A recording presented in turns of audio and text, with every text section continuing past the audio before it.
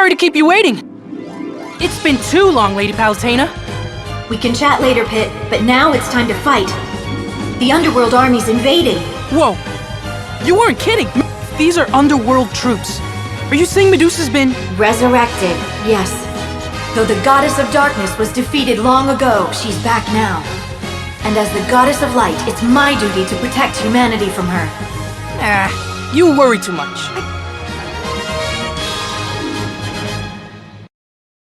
Medusa! Hello there, Pit. And you too, Palutena.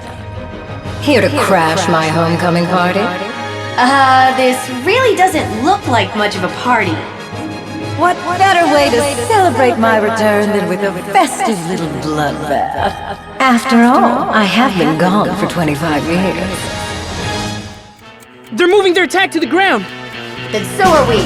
Upon piercing the heavens and flying towards the surface, instead of a lush green meadow with rolling hills and a lake or two here and there, Pit flies over an arid, rocky desert wasteland, where round plateaus beneath the angels stood tall and mighty, casting shadows over the dry sands. Continuing to shoot underworld mooks, Pit wonders if Palutena was sure about this, and she confirms, insisting that this was where Medusa and her forces were making their move. Sounds good to him. How bad can it be? I can't believe I'm actually flying! The power of flight is my gift to you. I'll control your route so you can focus on battle. But I can only maintain this power for 5 minutes at a time. After that, your wings will burn up and you'll fall.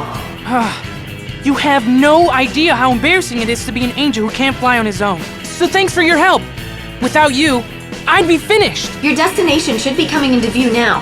His destination in question was not a town, but 2 sets of buildings on 2 masses of land, connected by 1 bridge over a small moat. The buildings marked blue looked like an industrial military base, while the other buildings marked red resembled a rustic barn. The place looked deserted save for the underworld mooks swarming around it like flies. That said, Palutena senses multiple humans gathered in the blue base. Despite the Underworld invasion, the people haven't lost hope. They were getting turned into paste though. The people need your help. It's our duty to protect them. I'd better get you over there. Since the mooks seem to have taken over the red base, the goddess sends Pit into its courtyard. Prepare for land battle, Pit. We're under attack. Protect this facility. There, Pit is to help the humans, so he must wipe out as many underworld mooks as he can, and there are plenty of places to look, including the basement right by the intel room, which was blocked by a round door that reads 5.0. Huh? What's this? An intensity gate. To pass through these, you need to play at certain intensity or difficulty levels. Whenever you defeat enemies, you receive hearts. Then I can redeem the hearts with you for weapons, right? Hey, I guess hearts are a lot like money. Well, they both make the world go round. I thought that was love. Anyway, you're probably wondering how you can get even more hearts. Oh my gosh, that's exactly what I was wondering. And you want me to tell you. 2 for 2! Before a battle, add hearts to the Fiend's Cauldron to increase the battle's intensity. Of course, this will make enemies much harder to handle. I don't get it. Why would I spend hearts to make battles harder? Because with greater challenge comes greater reward. You won't earn many hearts if you always play it safe. That's a good life lesson, too. The higher you raise the intensity, the more hearts you can earn. And that's not all. You'll also earn better weapons on higher intensities. What a dilemma. But if you're defeated, hearts will spill out from the Fiend's Cauldron. You'll lose those hearts forever. Although the intensity will lower a bit. Oh, I see. So I should try to strike a balance. The more hearts left in the cauldron, the stronger the weapons you've acquired will be. So to get stronger weapons, I have to bet more hearts and avoid spilling them. Of course, you can always lower a chapter's intensity if you're having trouble. Just keep in mind that this also costs hearts. The road to riches is paved with careful choices. So is the road to stronger weapons. Challenge yourself, but don't overdo it.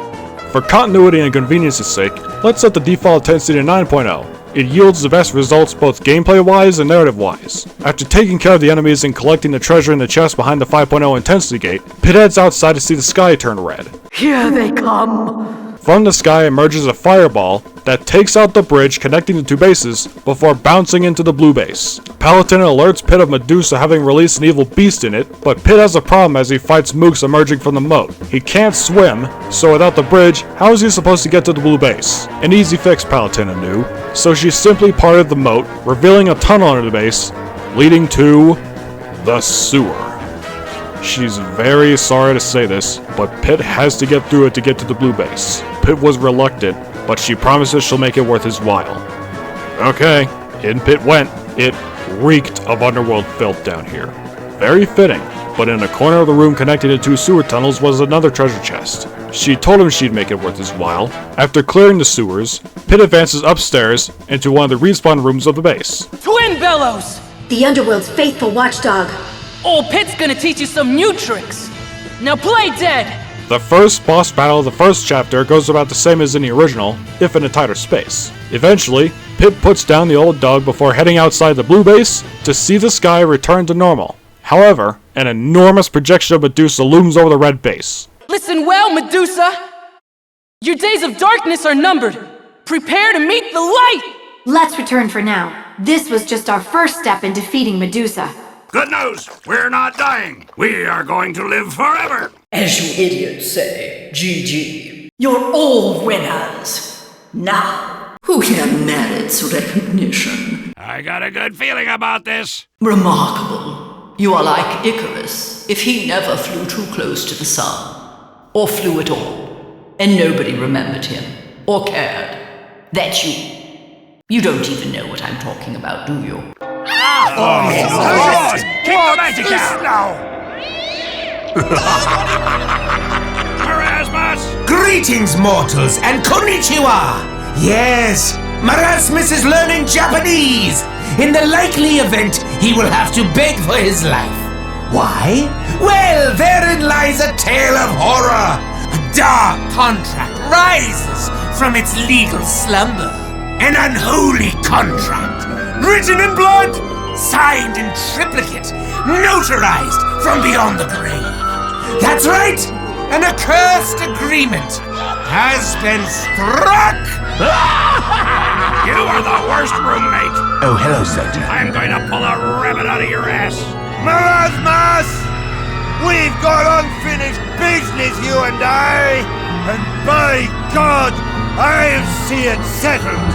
In the beginning, the world was run by 2 organizations, Blue, Builders League United, and Red, Reliable Excavation and Demolition. Both were run by brothers Redman and Blue Tarkman, who fought in mercenary warfare over gravel inherited to them by their late father, by any means necessary, for over 100 years. Eventually, the brothers decided to outlive each other, so they had immortality machines built, fueled by a secret but powerful gold-like substance called Australium. One day, the Mann brothers flew the Alamo from Texas to the New Mexican Badlands for a meeting, and Blue Tark shows Redmond something interesting he found on a dusty shelf. What's so funny, brother? Oh, I'm just thinking about all the gravel I'll have when you're gone. And where do you intend to get all this gravel in hell, brother? The devil! I plan to trade him all your gravel for it. Don't you dare, Blue Tark! The hell is happening now? Oh, gravel pits, you are in for it now! And we're off! Ah! This weather's nasty! Yes, but your next mission can't wait. You must defeat Dark Lord Gowl. Dark Lord? Seriously? Hasn't the Dark Lord thing been done to death already? He's earned it. He's working for Medusa. Her forces are coming from his castle. A human army has gone to fight him, but they don't stand a chance. So what you're saying is we need a brave hero to face the Dark Lord? I suppose it is an old story. But don't forget, this is the Underworld army we're dealing with, and anybody with the title Dark Lord won't be some low-level minion. So what are we talking here? Mini-boss? Final boss? Well, whatever. I hope this Dark Lord's hungry for a hot plate of punishment. Ugh! Is this lightning coming from the Underworld army? Where else would it be coming from? Sorry. I guess that was pretty obvious. If you don't watch out, we'll be having barbecued angel tonight. And those spicy angel wings sound tasty. I'd best get you out of there. Plus, chicken is much more economical! Chapter 2's air battle unfolds much like in the original, but Pit and Palutena survey the Thunder Mountains and search for Dark Lord Gal's castle. How in the world would the human army make it across these mountains by foot? Do I detect a note of smugness in your voice? No. I'm just really happy I can fly. Angels shouldn't gloat, Pit. What I meant to say is that I'm eternally grateful for your help. Eventually. Look! The people will never defeat Gowl with the Underworld forces in their way. The humans are taking a beating. They need our help! Normally I'd agree with you, but What is it? do you remember how long the power of flight lasts? 5 minutes? And remember what happens when it runs out? My wings burn up? We don't have time to assist the people. We have to go straight for Gowl. I'll take you into the castle. From there, it's up to you to face the Dark Lord. His defeat will force the Underworld army into retreat. Roger! Get ready for a display of raw angel power! Look at your corpse, brother. As ugly in death as you were in life. So shriveled and red. That's you, you imbecile! What? No! So this is the Dark Lord's castle. Yes, he must have scrambled to build it after Medusa's resurrection. He's using this castle as a stronghold for underworld monsters. Monsters designed to wreak havoc and sow sadness. Are you excited? Yeah. It's like a birthday party where everyone wants to kill me. Soon enough, Pit runs into a certain mercenary earlier than the original, specifically right outside the Great Hall. How did a human make it into the castle? Well, I didn't expect to see an angel here. Hope this doesn't mean I've kicked the bucket. I think you should help him. He's taking on the Underworld army himself. And surviving. Are you sure this guy's really a human? Absolutely. You having a private conversation with yourself, Angel Face? Oh, right. Sorry about that. I'm Pit, servant of the goddess Palutena. I'm here to defeat Dark Lord Gowl. So, you're here for a slice of the pie too? Huh? Pie? Where? No, I mean, I'm here to defend the humans from the brutality of the Underworld army. Sure, you're the angel here. But me, I'm in it for the reward money. Since we both want to take down Gowl, how about we work together? I don't know about that. What have you got to lose? It'll be easier on both of us. Lady Palutena, what do you think? He makes a compelling argument. All right then. Resuming mission Dark Lord Suppression. I'm Magnus, by the way. Pleased to meet you. Follow your lead from here. I've got your back. Don't hit me, and we'll get along just fine. Magnus sure is strong. Yes, especially for a human. He must really want that reward. He may not be made of the sturdiest moral fiber, but that's fine with me. I'm surprised you feel that way. Humans are driven by desire. It's convenient to know what bait they'll chase. That's kinda cold, but it makes sense. I guess. Hey, if you're chatting with your precious goddess, give her a message from me. Tell her she's been sleeping on the job. My world is on the edge of collapse. I take it back. This guy's a jerk. Yeah! A treasure box! That's clearly a trap. Think about it. Who would leave treasure just lying around outside? What is wrong with you? If there's a treasure box, I open it! I can't help it! Okay, we'll see how long you survive with that strategy. Be that as it may, Pit and Magnus run into two more humans in the lower level of the interior garden where Magnus was in the original, and this is where our story begins. Get behind me, Doctor! Jawohl! Charge me!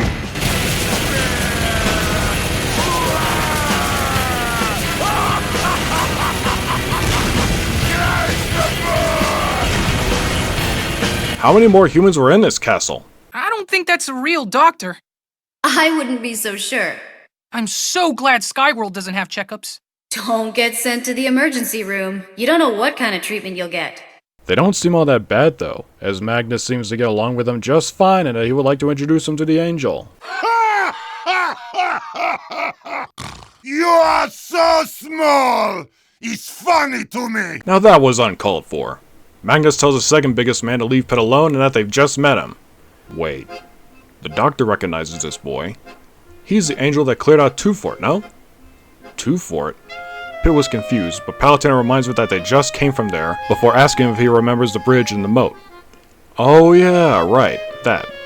Even though Pit felt slightly unnerved by his presence, the doctor tries his best to keep a cool, calm, and collected demeanor as he tells the angel that he can call him Medic and to call the big man behind him Heavy. He hopes the angel doesn't mind him, he didn't mean to upset him. Heavy nods as he gives him 7 grand in gold for compensation. Pit was amazed. This put his allowance to shame, but Palutena was afraid that this wasn't enough to pay for the piggy bank Pit shattered, which the angel claims he didn't do on purpose. Medic says that he deserves the money because the angel was very brave and tough, and that he should be proud.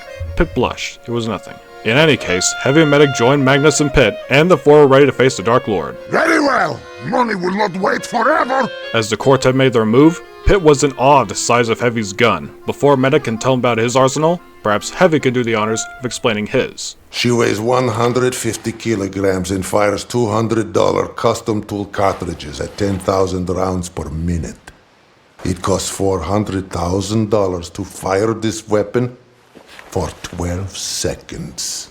Pitt stared in wonder, and Palutena did the math internally. Then Magnus tells Pitt that in that case, he needs to give Heavy his money back because he'll need every cent in his economy. The goddess agrees. Besides, Scarworld has its own currency anyway. Pitt nodded as she had a point, before handing the pouch back to Heavy. Yo, what's up? Before long, the quartet splits up because Pitt ran into a lanky baseball player looking guy wearing blue. While Magnus, Heavy, and Medic continue their search for Gal, Pitt will catch up after he takes this one on. I don't even know where to start with you.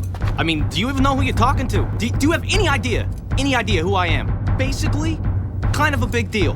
Grass grows, birds fly, sun shines, and brother, This is never going to end. Just go ahead and attack. Pitt and Palutena don't usually grant death to humans, but they will make an exception. Afterward, Pitt catches up with the rest of the attack force. Wait, is this? It is! A hot spring! Apparently someone likes his spa time. Now that's what I'm talking about. You go in fully dressed? Don't you at least want to change into a swimming tunic or something? Oh, no. The Angel's Code of Conduct says that we must always be ready for duty. I guess you wouldn't be an angel if you didn't do things by the book. Yeah. And I don't want to steam the sacred buns. We're done talking about this. Heavy and Medic don't need to steam any buns in a hot spring either, at least not until Tuesday, because that's where the Medigun comes in. It shoots a special ray of energy that fully heals its target in seconds. It also has a secret surprise that will come in handy later, when Medic's fully charged. That's Heavy's favorite part. I think we're closing in on Gao's lair. Yeah! I hope you're ready. Now is coward killing time! Prepare for defeat, Dark Lord Gao! Palutena's little messenger, and Magnus is always a pleasure. Sorry I'm late. I had other business to attend to. Wait, you two know each other? I healed the man who will kill you. It's so typical of you to pawn off your work on someone else. Hey, in this economy, everyone's looking for work. Even part-time work. That's funny. Business is booming for me. We're even hiring more staff. Huh. Are these the new hires? I'm coming for you! I don't know much about the situation, but it seems that Magnus and Gowl used to be close friends. What? Seriously? They were part of the same band of monster-fighting mercenaries.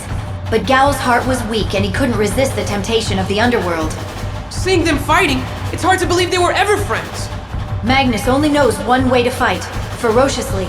Perhaps his fire is fueled by the child he lost to underworld troops. I had no idea. That's so sad.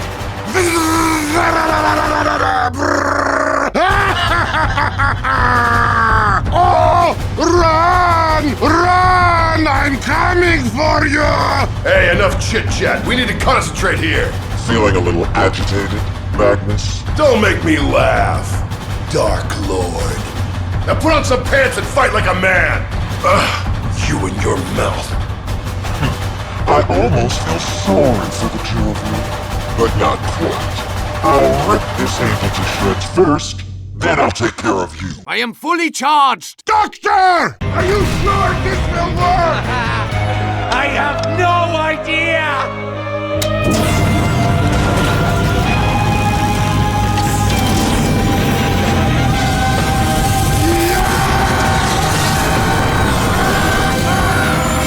Go get it!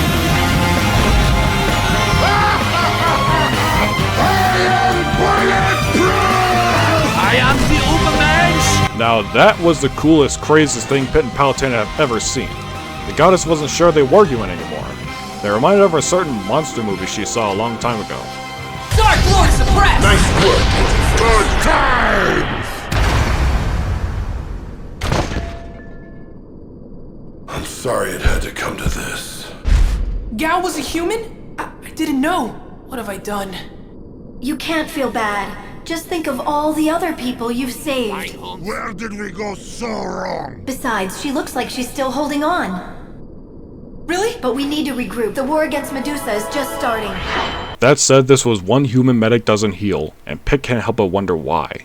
Palutena wanted to know about the mercenaries. Not Magnus because he's an ass, not Scout, at least not yet, and not Medic because even though she was intrigued by the Ubercharge, he's just weird, to say the least. So she makes the decision to probe Heavy's mind to see what she can find. What she found was tragic. Apparently, his father was an anti-revolutionary who rejected the communist regime of the Soviet Union, so he was executed. Afterward, Heavy and the rest of his family were imprisoned in a gulag for 3 months until it burned down and the guards were tortured to death.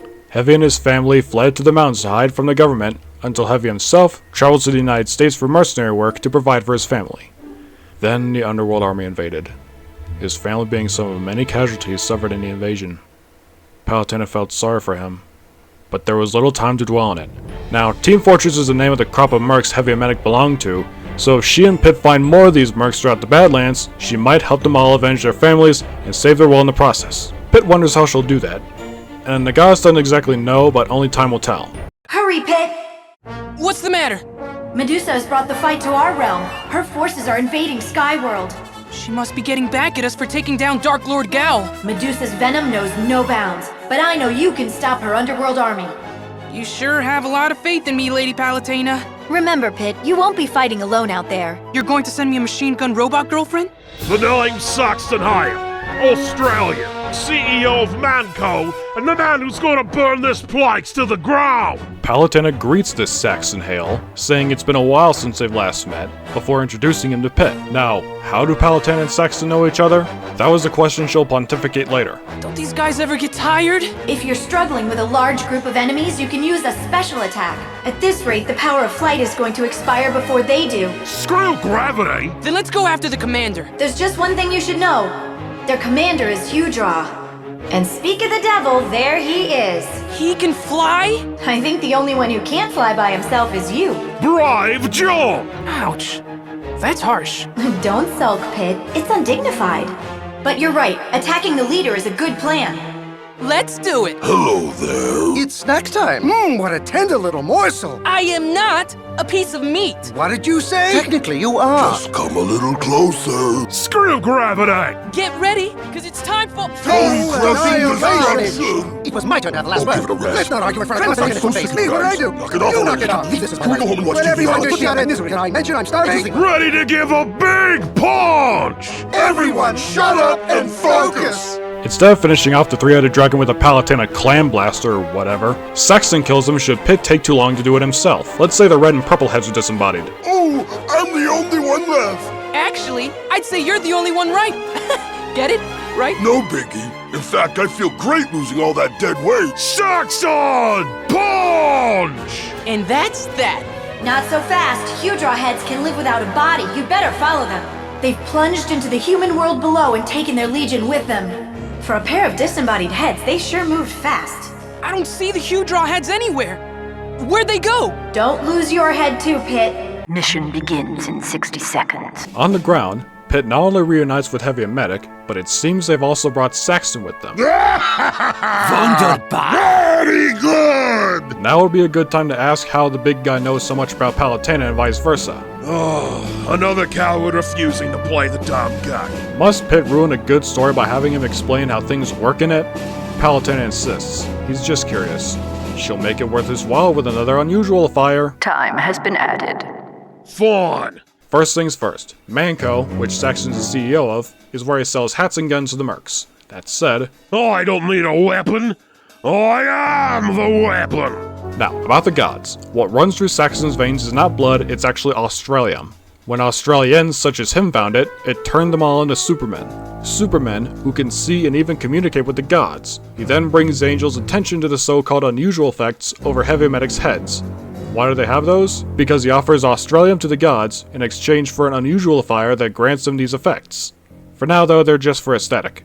Palutena confirms, adding that Australium is just as important to the gods as it is to the big man. Very interesting indeed. Mission begins in 30 seconds. In case Pit's wondering, the effects Australium has on Saxton include big muscles, Australia-shaped chest hair, a fabulous mustache, bloodlust, and alcoholism. Wait. Pit paused.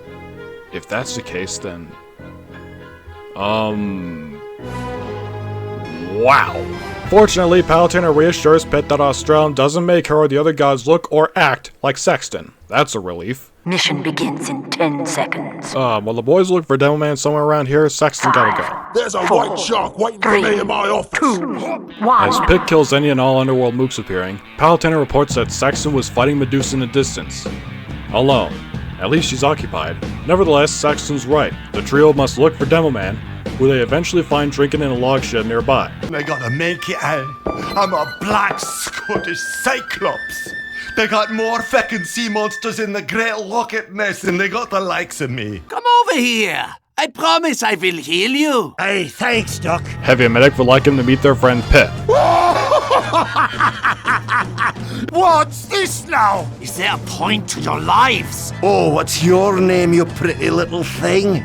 The name's Pit. What kind of name is that? You're so bloody tiny. You are trying my patience. Medic tells Demo that he's had his fun, but there are more pressing matters at large. With that, Demo joins the party and off they went towards 3 jump pads from Team Fortress 2 Classic on 3 different buildings. Get up, fall down. Get up, fall down. Fight in the air, fight on the ground.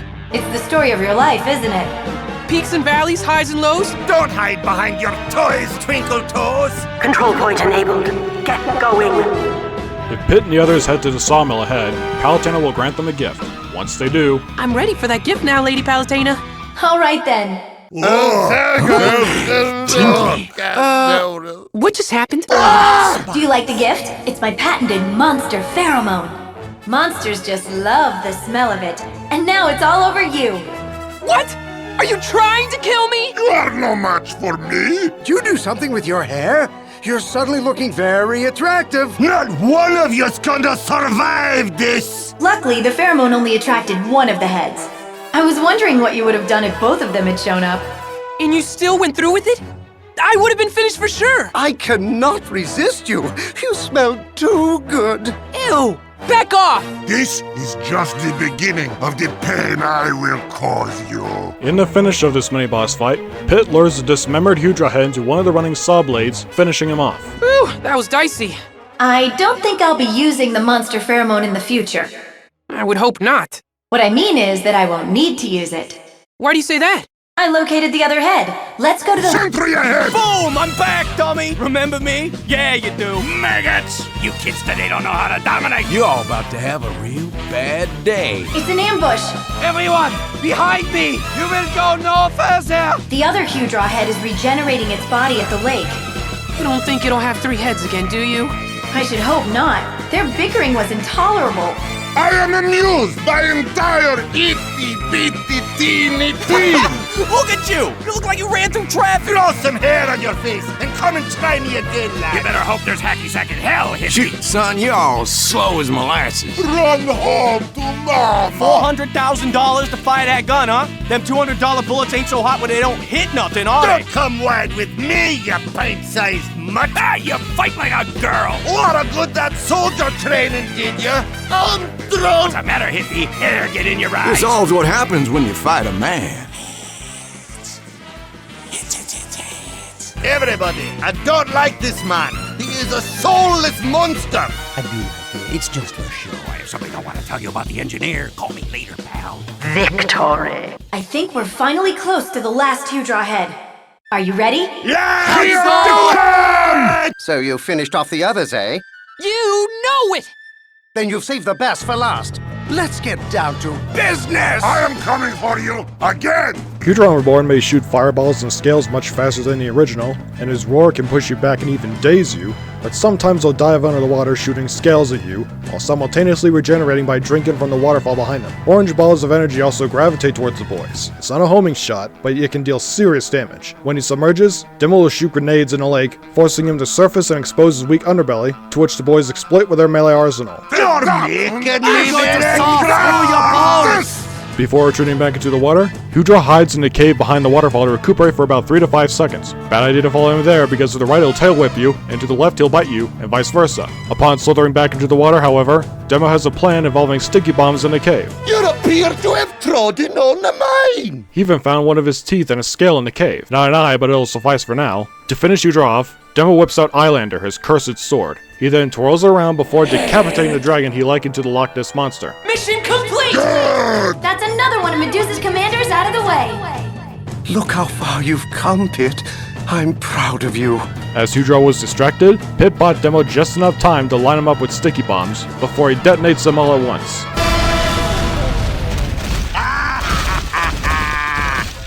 Oh, they're going to have to glue you back together in hell! Between chapters, Palutena decides to probe Demo's drunken mind and see what she can find. What she found was horrific. Not only was his eye socket haunted by an evil spirit, but so too was his sword, the Eyelander. Those spirits obviously hail from the underworld, but who dictated this? Not Medusa, right? Wait, there was more. You're a devil! A devil! That weird, greasy wizard from Tufort. She remembers him. What exactly was Demo's history with him? Because she also remembers him saying something about the two having unfinished business. She then searched through his memories like looking through an intoxicated Rolodex, or your mother scrolling through your browser history, and eventually comes across something fascinating. A young boy in a beanie was tasked by his mother, God's rest her soul, to find a job in this time of day for a kid his age. She sent him to the only dark, evil castle for miles, occupied by none other than Erasmus the Magician. The job Demo lands was to sweep his grand library for 1 nickel. The wizard warns Demo to gaze not upon a certain evil tome, which he obeys at first. After clearing out the library until the witching hour approached, he got carried away, sweeping the entire library from top to bottom. Right as he was admiring his handiwork, however, that cursed book started speaking, telling the boy to read it. And that's how his eye got haunted. Apparently, the book was named the Abominomicon. It sure does talk a lot, and she thought she and Pit talked a lot. She sees now. Poor Demo. So, where's Erasmus now? He's what? Roommates? With who? Here we go! So, what's our mission this time? You remember Reapers, don't you? From the underworld? Not those guys. They're always freaking out and calling in their little Reapettes. I'm getting worked up just thinking about it. Yes, anyway, about the Reapers. Sorry, go on. They have a fortress near the entrance to the underworld in Reaper Valley. Which is where? Reaper Boulevard? But seriously, thank goodness we don't have to go there, right? That silence means we have to go there, doesn't it? Will you at least tell me why you want to go to a place crawling with Reapers? I'm trying to find another one of Medusa's commanders, Pandora. The goddess of disaster and calamity? That Pandora? Yes, and she's currently residing in the Labyrinth of Deceit. However, some force in the Reaper Fortress is obscuring the Labyrinth's location. I can't find it. Not even with my all-seeing eye of Palutena. Wait, if you have an all-seeing eye, why can't you see Pandora's location? Because of my slightly botched laser eye surgery. Are you messing with me again? Maybe. Regardless, your job for now is to infiltrate the Reaper Fortress. Roger that. What are those red lights? Are they Reaper eyes? This is really bad. We need to find you a safe route. Down there is your only option. This ravine should take you to the Reaper Fortress. But it's tight, so be careful. If you get stuck, I won't have time to get you out. Man, things are really heating up. Time to bust through here. Full speed ahead. Excellent idea, Pit. Naturally, I had the same thought. Let me help. Is that a windstorm up ahead? Hang on! Ow! Don't be such a baby, it's only wind. I mean, at least it's not poison or acid wind. Then you'd be in real trouble. Ooh, lucky me. You're heading into a cave now. Be careful. There are many enemies ahead. I'll take care of them. This looks like a dead end. There must be a way out. Down there! I'm getting you out. The Underworld forces really stepped up their game. I doubt those underlings managed it on their own. It's a sure sign that Medusa is back in power. You're almost there. 3, 2, 1, contact! Pit, are you alright? Never better. Then let's get moving. The force obscuring Pandora is deep within this fortress. But when he comes across the first Reaper in the land battle, if Pit takes too long to kill it, someone or something else will. Before the angel can advance, Pit, behind you! that something holds him hostage. Gentlemen? That's what I'm talking about! Pit saw an arm with a gloved hand, wearing a tuxedo, wrapped around his neck, and a knife was pointed at his throat. According to this stranger, the respawn machines have been malfunctioning, so they've been deactivated. Unless they want the Grand Canyon to be their final resting place, they must bring this one directly to the Administrator alive. The Angel didn't care about that or what colors he wore, because seconds later, Pit escapes by headbutting the stranger behind him in the face, before pushing Soldier and Scout back. Soldier landed in a teleport in which he disappears before the building was sapped before it exploded. When Pit looked behind him again, the stranger was gone. Palutena asks if Pit was alright, to which he confirms, if shaken up by the whole thing. She doesn't blame him. On the other side of the door leading outside, It is good day to be not dead. You are dead. I'm dead.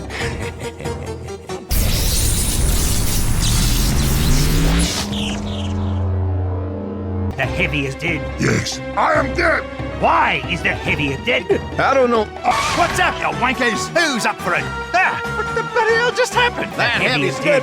The Heavy is dead. Correct. So, did you see the murderer? No. Sorry, mate.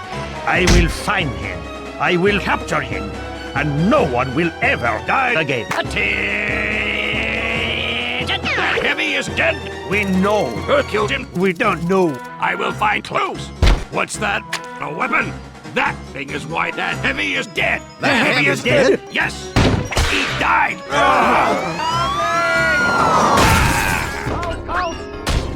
Move! No!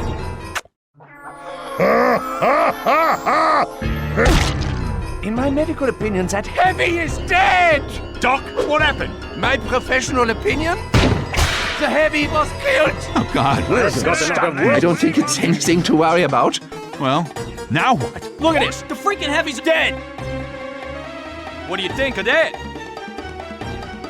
Yes, Scout. Yeah. Let's get back to the point.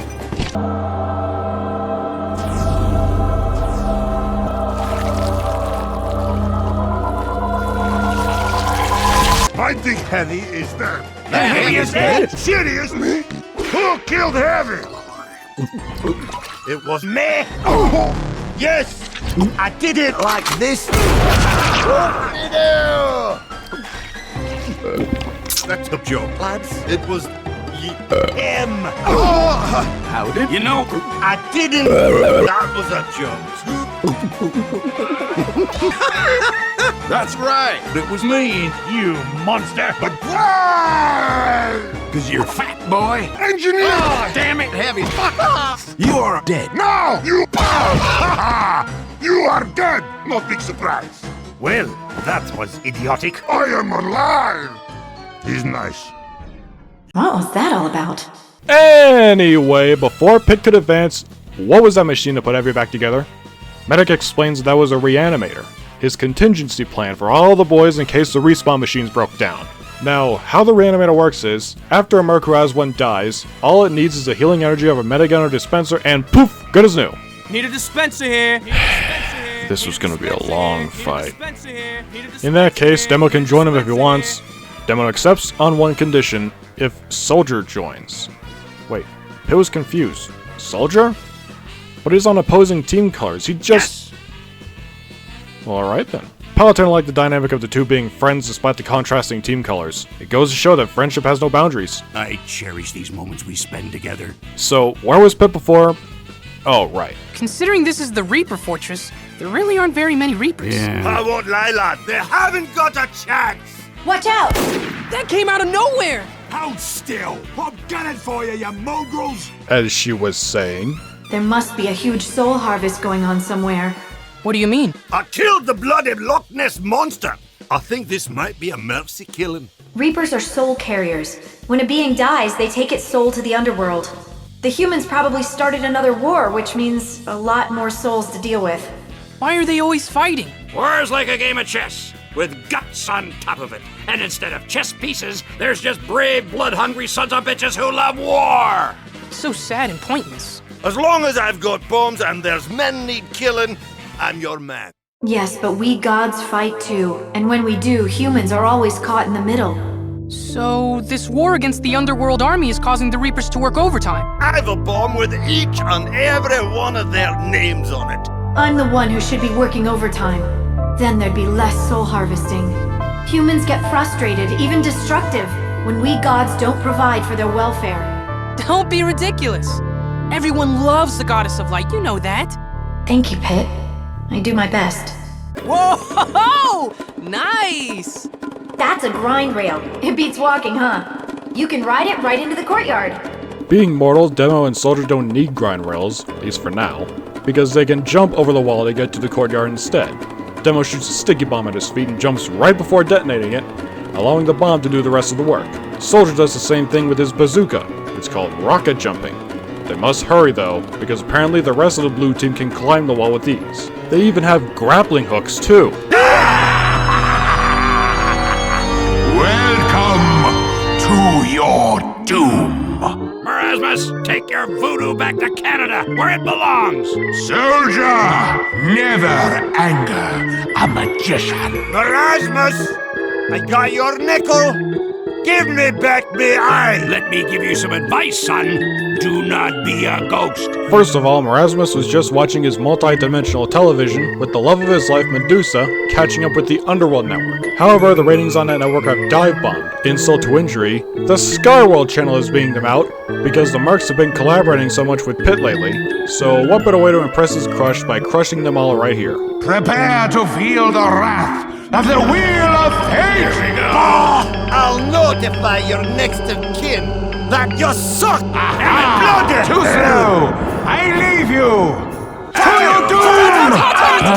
Fools burn! Tonight your ass will be visited by 3 ghosts. My foot, my other foot, and a ghost. Way back when, you had to visit a nurse to get fixed up, remember? I was there so much they named the place after me. Hospital? Get it? It's funny. No, it's really not. Anyway, if you're turned into an eggplant, my powers will transform you back. Thanks, Lady Palutena. Demoman, would you have your eye back? Come find me. Get out here so I can kick you right in your frilly wizard dress. Eye for an eye, wizard man! I'll chew the eyeballs right out of your skull! If I'd known we were climbing walls, I would have brought a glass of lemonade. Hey, is somebody keeping track of my head batted in? A helmet's gonna make a nice bow for your brains. Stop hiding behind your little toys and fight like a man. If you are hunting trouble, lad, you found it. Let's talk more fight. Pit wonders what was up with the one in the gas vest, to which Palutena tells him that he'll find out after they eliminate whatever's blocking Pandora's location. You're closing in on the force that's obscuring Pandora's location. Yeah, I figured the evil lighting wasn't just for show. Hold on a second, Gandalf. Look at me, Sorry, I was just on the phone with Gandalf. You know, the grey. Too bad. Oh, hello, Gundorf. Where's Blasbo Babbins? Oh, there he is. Everyone's here. Labalos, Gimpy, Dumpy, Snoopy. Oh, hello, Sauron. What's that? Yes, Merasmus has been working out. It's flattering you noticed. Hold on. Welcome, mortals, to my magic kingdom, which is unaffiliated with any other magic kingdom that may or may not exist.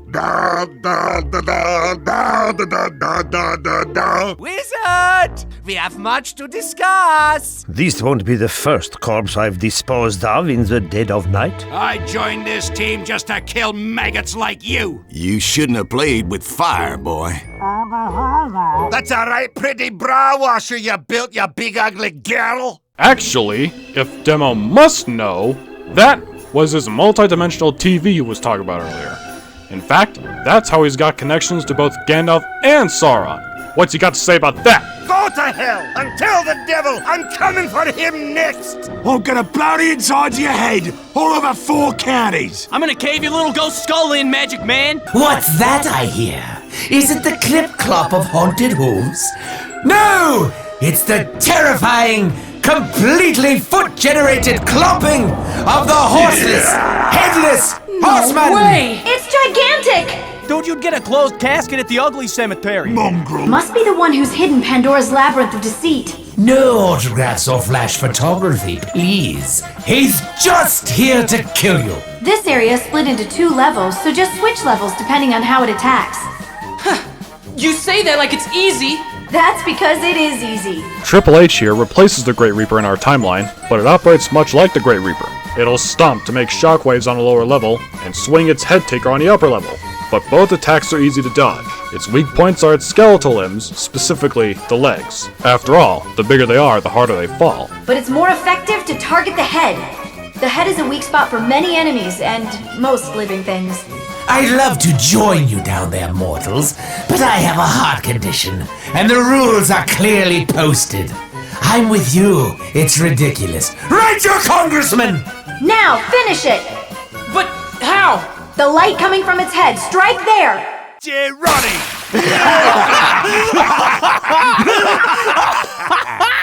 All done! Nice work, Pit. The worm has turned, gentlemen. See? I told you they were a bunch of lasses. I feel alive! What a come-from-behind win! Enjoy your victory lap. To the grave! You fell for it! And to reward your gullibility, your reward is a slight advantage in a game I specifically invented to kill all of you. Your next target is me! Magnus! I hope you brought your souls with you. Why? Oh, no reason. Again, congratulations. All right, let's do it! So, Merasmus. He's a big damage sponge who throws bombs via the Bombonomicon, and if Pit and the boys are too close to him, regardless of which level they're on, be it higher or lower, he'll cast a spell that launches multiple boys in the air. The wizard summons volleys of bombs with the Bombonomicon. Peasbus, Barasbus, Bombonomicon! Hey everybody, I'm the Bombonomicon! Everyone down! He's got a book! He's got that book that stole me eye! Sometimes, though, the Bombonomicon will give either Pit or one of the mercs a bomb head, telling them to run into Merasmus to stun him. Oh, I hate that wizard. Hey, you should go blow him up. Power Zoo, bomb hit for you. Your head, it looks real nice. So long. Sanaba! Ah! Who told you to do that? Surprisingly, Palutena realizes the potential of that strategy and decides it's a good idea. Oh, Judas book! And other times, he will teleport in different locations and even disguise himself as either a pot, one of the mercs, or even Pit. This forces the angel to either risk his own life or hurt his friends to get Merasmus out of hiding. Can you even trust your own senses? Imagine stepping back from a skeleton you've just knifed to death. Only it is your best friend! Medic reminds Pit of how delicate this situation is. No respawn machines means yes, they have a backup, but reanimators can be easily destroyed, especially when the wizard throws his bombs around. Without him to heal anyone and without Engie to fix his reanimators, they'll never return from death. On top of that, there's nothing Palutena can do about it. But wait. Pit remembers how the gods trade unusualifiers for Saxon Hill's Australium, so could there be something she can do with Australium when his friends die? Sadly, Palutena says that's completely different. Gravity displeases me, so I have removed it! As he disappears and disguises himself, he spins the Wheel of Fate to curse the boys with whatever spell might be on it, whether it be big or small heads, low gravity, crit boosting, super jump, and super speed. This would be where Palutena asks, "Am I a joke to you, Merasmus?" Whammy spells include bleeding the boys dry, Plague of blood! lighting them on fire, Fire! Oh, that's a good one! summoning ghosts to haunt them, Rise! Rise from your graves! and Palutena help them. Karate! No magic is beneath Merasmus. Anyway, whereas Triple H can be cleared within a minute or so, Merasmus, being a big damage sponge, takes much longer to beat. I give him roughly 3 minutes tops. Darkness falls across the land. The dancing hour is close at hand. And though you fight to stay alive, your body starts to spasmus, for no mere mortal can resist the magic of Merasmus! Here, the boys dance Thriller, and it lasts exactly 10 seconds. Just enough time for the wizard to possess one of the boys if a pot isn't a good enough disguise for him. Or worse. The Wheel of Fate is a fickle mistress. Cranius Giganto! Oh, what's that, Gandalf? You can't make people's heads into balloons? Well, maybe you should cry hot tears into your stupid beard, because Merasmus is the best! Finally, once you get the hang of it, the boss fight becomes all the easier, and soon enough, Merasmus is done for. No! I die! I curse this land for 100 years! No! 1,000 years! Oh, I die! You were loud and ugly, and now you're dead. Amen. So, trick or treat, huh? What are you guys supposed to be? Man, everybody got a good costume this year. Come on up here, get some free crap. Woo-hoo-hoo! Let's go get some free crab! Hey, guys. Beat that wizard, huh? Good stuff, buddy. How you like this island? Pretty nice, huh? Waterfront property. Well, it's a timeshare. It's good for romancing the ladies, though, no? Well, you feel free to poke around, I guess. You know, looks like that's what you were doing anyway, right? You know, feel free to steal everything that isn't nailed down. Hey, I'm a book. What do I need with it? Erasmus' skull hat. That's gonna look real nice on your head. The student has become the one-eyed master, ye fancy perfume catalog! Pitt can tell he's made a lot of friends in the red team and soldier, and Palutena, unlike in the original, can agree. Even though I almost died, I've really enjoyed our time together. You are credit to team. Danke, Kamerad! We're a good team, Maggot. Oh, you're a single one of ya. Thank you for being such a dear friend. Pitt needs to go back to Scarworld now. He'll see the boys around. Warning! A friendship has been detected. Friendships are in direct contravention of mercenary conduct as delineated in your contracts. And on a personal note, I am very, very disappointed with you. Betrayal will not be tolerated. You cannot hide anything from us, mercenaries. And now you will pay the price. The darkest pit of hell is open for business. It is real. It is happening. This will be entertaining. I know you are near. I will find you. There must be a huge soul harvest going on somewhere. The humans probably started another war, which means a lot more souls to deal with. But we gods fight too, and when we do, humans are always caught in the middle.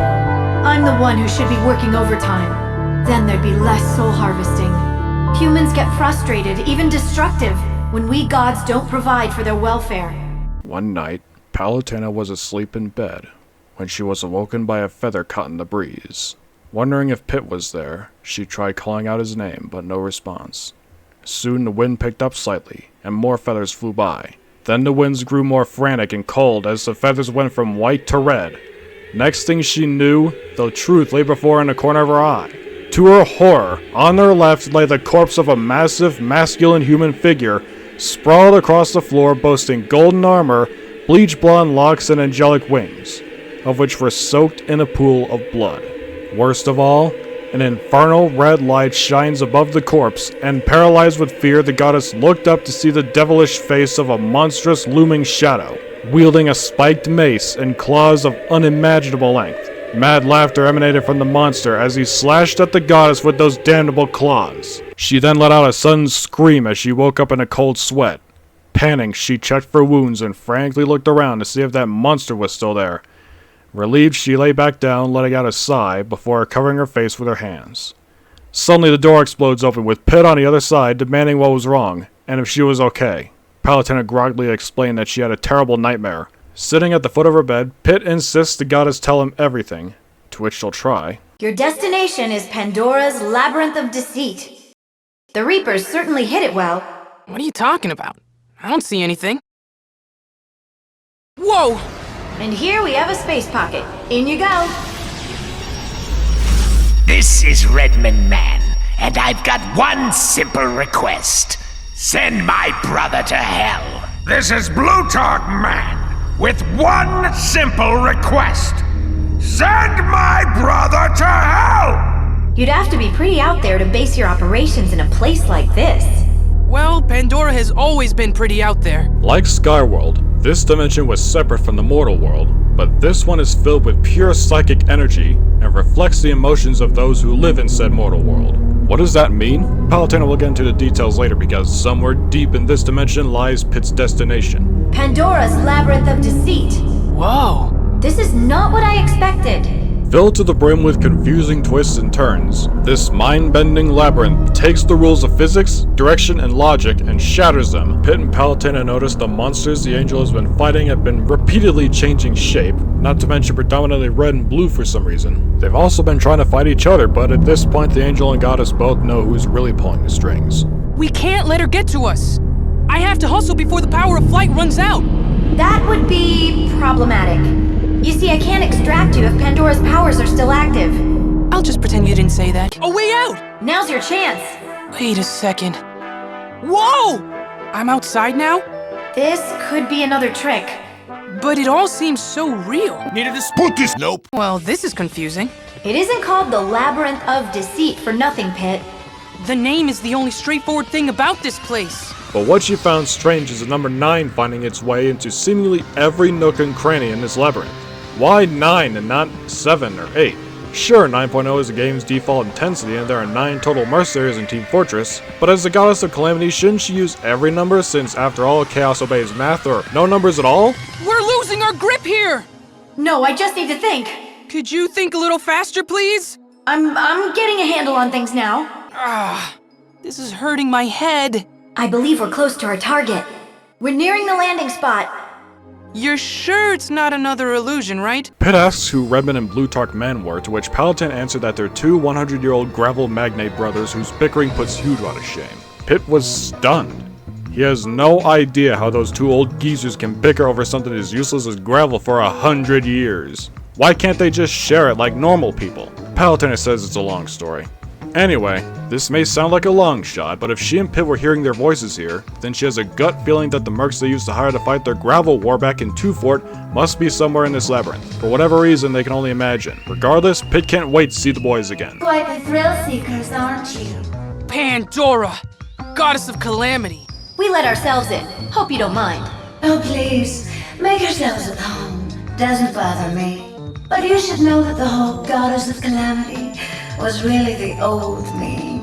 The new me leads a more grounded life. Yoga, macrobiotics, reflexology. Don't you need feet for that? How dare you take that tone with me? Especially since calamity is really more your domain these days. It's really quite insulting. Check out this treasure box. Say hello to Mimicutie. Aww, who's a Mimicutie? It's been dying for some company. Thanks, but no thanks. That gravel, it will be mine, Blutarch. There is no gravel where you're going, brother. Oh, and where is that exactly? Hell, Redmond! What? What do you think is going on here? Refresh my memory. What am I doing here again? Pandora has the Mirror of Truth, making her Medusa's most valuable commander.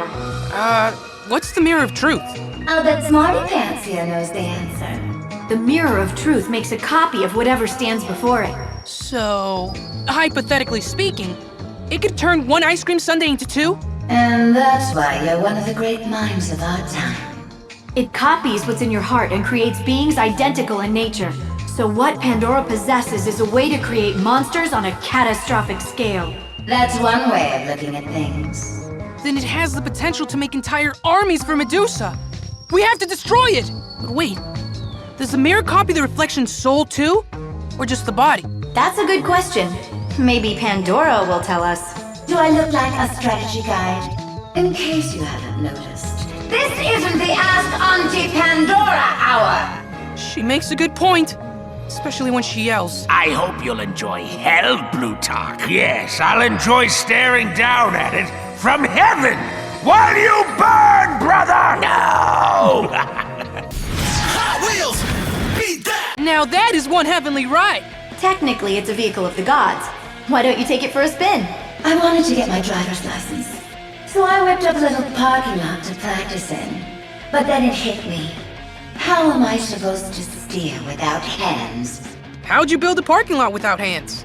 Hard work and determination. I'll see you in hell, brother! Only one of us is going to hell, Redmond. Then I suppose I won't see you in hell, brother. I'm afraid I'll be the one not seeing you. We shall see. I won't! Pit can see how these annoying old fogies can put Hewdraw to shame. Just how long have they been at each other's throats? Pandora says they've been at it for over 100 years on Earth, but here, whew, longer than he thinks. The angel asks what that means, but Palutena just tells him, don't even ask. Having fun there? Pandora certainly has interesting ideas about interior design. Rude. You don't see me breaking into your home and criticizing your style. I mean, marble columns. Really? How gauche. Those orange platforms seem to spell something. Ooh, like a secret message. Can you decode it? It says Pandora. It doesn't seem like there's much to decode here. Well, that was a letdown. You're just jealous of my knack for interior design and my flair for spelling. Yes, I'll never have powers like yours. I guess it's bouncy time. I thought trampolines would add a touch of whimsy to my humble abode. But you can't even use them. So what? I thought it would be fun to watch people bounce around on them. And I was right. Even though this is the first time someone's made it this far. Well, there's another achievement to throw up next to slaying Pandora. Don't make me throw up. Whoa! Now this takes me back. Ah, memories. What are the blue team doing here? Scout says the administrator threw them in here. NG adds that apparently the whole Marasmus thing made her so angry that she threw them away here. Sniper adds that he didn't even know about this weird wallpaper, to which Pit explains that it's a long story. Soldier says they're not alone and to look up at the ceiling. So that's where Saxon's been since he and Pit last met. Palutena warns Pit to get the boys out of there fast, as those green chains Pandora's got the unconscious Saxon wrapped up in can critically harm them. For the first time, she extracts Saxton, and Soldier and Pyro begin heading out, the rest of the boys following suit. Pandora then calls Palutena out for not seeing Saxon chained up if she has an all-seeing eye, to which the Goddess of Light responds that it's because her all-seeing eye sees Pandora getting wrecked. Oh, it's magic time! Who wants some good times? Here we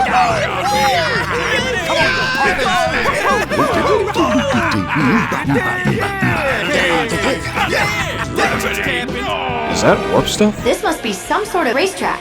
You might as well try it out since you're here. I said to crack some skulls, I will. You know I appreciate your help, Lady Palutena.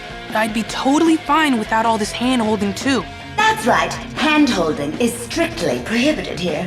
Not to be rude, but I have to project a certain aura of toughness. We understand. Rules of being a boss. I am speaking to you from the great beyond. But make no mistake, my lawyers will prosecute if you do not fulfill your contract. In fact, they're right over there in that evil castle. That's right. They built a terrifying mansion from which to conduct their daily business. Welcome, lambs, to the slaughterhouse! Tonight the barriers are down. Between the known and the unknown. The real and the unreal. Somehow, the boys made a wrong turn, ending up in Marasmus' sandbox. Marasmus, stop taking jobs from American ghosts! You know what runs on souls? Interdimensional doorways to dark realms beyond the knowing of man. He would also like to add that he's not going to kill the boys. He will instead thank them, because now he's twice as powerful as he was before he died. Then he'll kill them right here.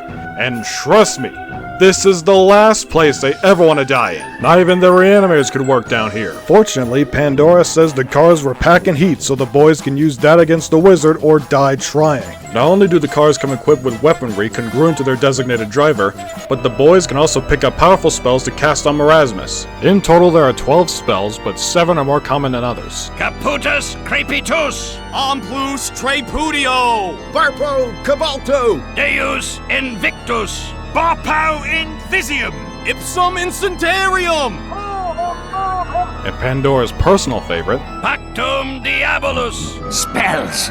Don't pick them up! They're all poison! Don't listen to my idiot brother! Get them!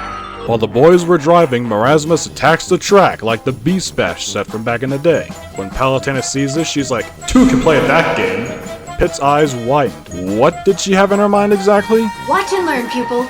Witness the true power of the Goddess of Light. Dum da freaking stupid God. crap! With that, she raises a giant track over Merasmus' sandcastle that looped around the wizard crisscross crash style, but diagonal, with the 4 ramps aimed at him. You've outdone yourself, Lady Palutena. When the 6 cars hit the ramps, the cars successfully strike Merasmus, Pit landing a direct hit to his head. Impressive as I was, Pandora says it could have worked better as a nasty car set, because it's nothing but left turns. However, Enough! This is getting embarrassing. the wizard being 2 times stronger than before just gets 2 times angrier than before, so he destroys the track and the cars, leaving the boys in a 6-body pileup. Merasmus is a busy wizard! You have amused Merasmus, but now I must attend to other eldritch business. Farewell! Well, they're back in the Labyrinth. The good news, though, is they're getting closer to Pandora's location. On that note, Pandora points out how good Pit has been at collecting hearts and how he'll appease the rich one. Unfortunately, the gods have taxes too. That's all she'll say about that. Is this a dead end? I guess you better turn back. No, it's a trick. There's an invisible path you can walk on. Do you have to ruin everything? Honestly now. Shoot downward in front of you to reveal the path. Ah, so there is a path. Pandora's just up ahead. It's time for you to destroy the Mirror of Truth. Let's go at it! Do you feel the flames of hell yet, brother? I do, brother! It is the heat of victory! What? Oh, I feel it too. I only feel it. You made it. Yay. Pandora! Underling of Medusa floating before me! It's time for you to atone for your crimes! You cannot burn me! I am already ablaze with passion for war! Back to the drawing board, you filthy spook! Didn't your mama teach you not to play with magic? I am Pit, servant of the goddess of light! And you are history! Yes, this is stupid. Okay, whatever. Do what you're gonna do. What kind of attitude is that to have? I can take anything but indifference. What's the point of getting worked up? What's the point of anything, really? Quite an existentialist view for a ball of vapor. If the boys think killing Pandora will be that easy, they've got another thing coming. It's the horseless, headless horseman! Oh, gravel pits, you are in for it now! First of all, not this undead behemoth again. Second, wow, Pandora, classy. Good thing Palutena has a plan. While he handles Triple H by himself, the Blues will take care of the Reds. As Pit fought the Giant, he noticed that while he put up a good fight, the Giant wasn't as strong as he was last time. Good, no Merasmus cheat codes. He manages to aim for the head with relative ease, smashing his pumpkin, but Pandora emerges from his neck hole. Then she started puppeteering the horseman. It's at this point he started feeling her true power. Where were his stupid little friends now? Eventually though, Pit overcomes the odds and beats her, at least for now. Her fire turned blue again, and the horseman's body shattered, the head taker clattering beside the remains. Pit then saw something laying in the debris. Is that Demoman? Your ass is ass and I'm the grass man, punk, you Hamlet heathen. Drunken rambling aside, Pit hoists Demo over his shoulder as he finds the rest of the blue team having beaten the Reds. Heavy hate magic. I have been shown who is the boss. Soldier's elated to see his friend again, but is devastated to find him drunk. No! He starts preparing a dramatic monologue about screaming to the sky while holding his guts in his hands or whatever, until finally... Okay. I'll give you what you came for. Here it is, the Mirror of Truth. Pit, you have to destroy that mirror!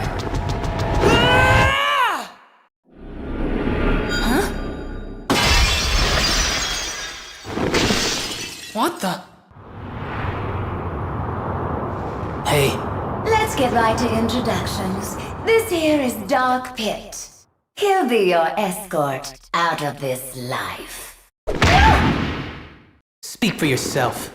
You fool! You were created to serve me! Your opponent's over there! You're a boss, Pandora, but you're not my boss. Wait, so was creating Dark Pit part of Pandora's plan all along? Having an angel can come in handy, and he's quite the little scrapper, isn't he? Use his scrapitude to your advantage and take down Pandora together. The Mirror of Truth is just that. It reflects the truth. It seems that under that cute veneer of yours, Pit, You're actually quite ferocious.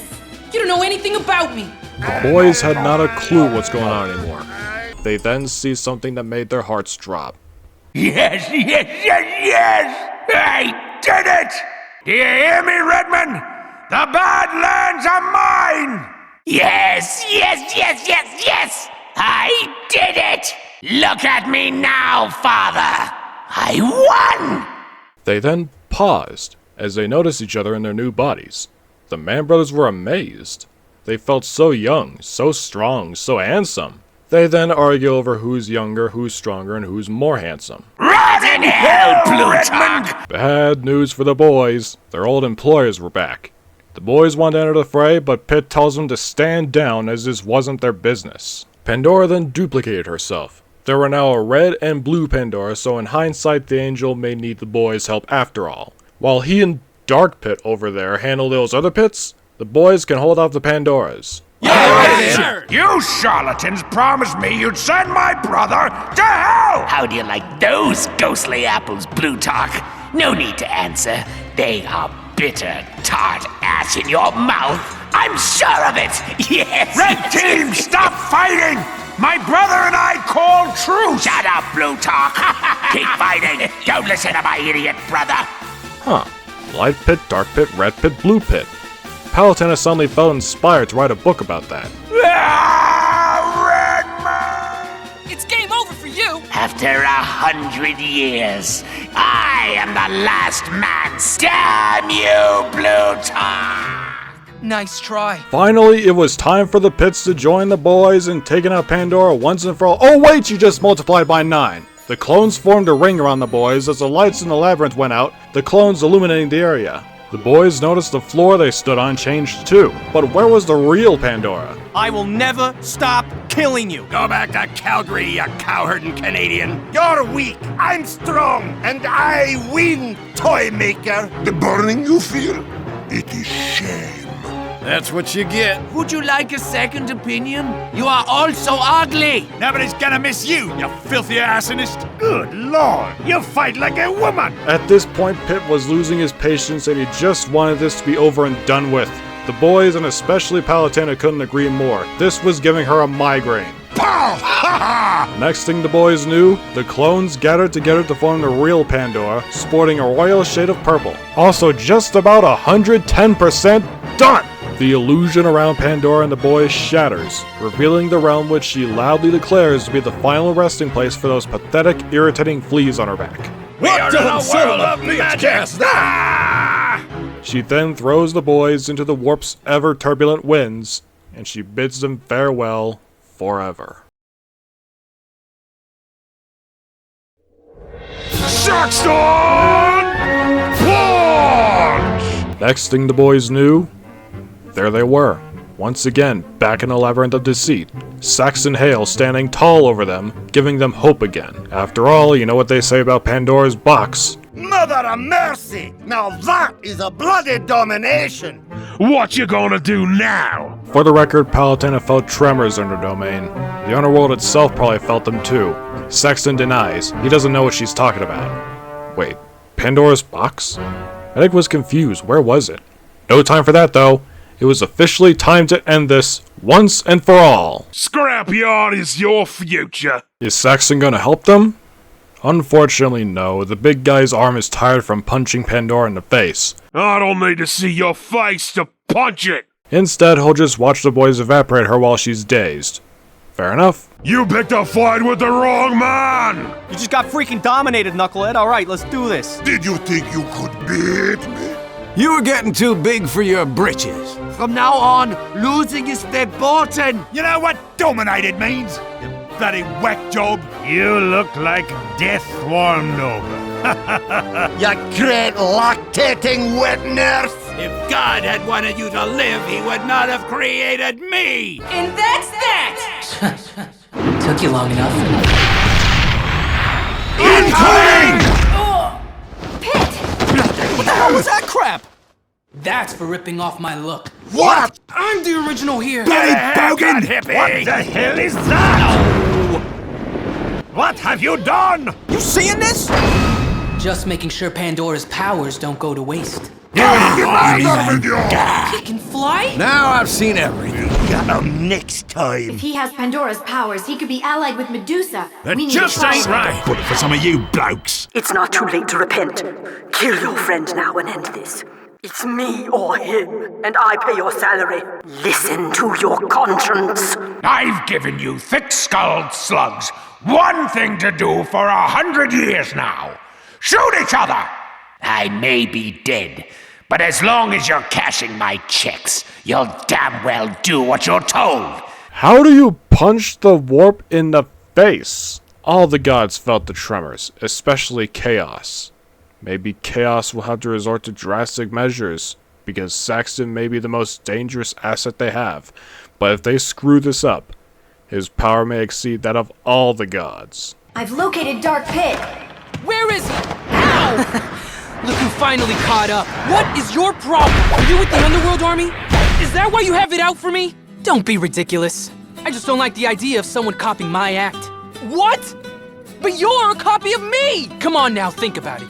If I was a copy, why would I kick my own butt? Great, now the Underworld Army's here too. Not bad, not bad. You're a real go-getter, Dark Pit. I like that. Is that so? Yes, though I am curious how you plan to best your doppelganger. Of course, destroying Pit would be a snap with a little help from me. Don't make me laugh. Did I say something funny? You've got me confused with the other guy. This Pit is no pawn. I'll take care of him. But only after I finish you. Now this is a little bizarre. I know, right? The mouth on that guy. I'd never talk like that. That's not what I meant. Sorry, he can be a little thick.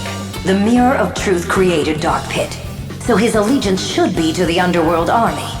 I wonder if the mirror cracked before the copy was complete. So that explains it. So if Dark Pit isn't with the Underworld Army, does that mean I don't have to fight him? The problem is that Dark Pit is fundamentally wicked and destructive. Yeah, tell me about it. He will attack anything. He does seem pretty aggro. He was created from you, Pit. He could very well be manifesting your dark side. His very existence is unnatural. He must be eliminated. Let me get this straight.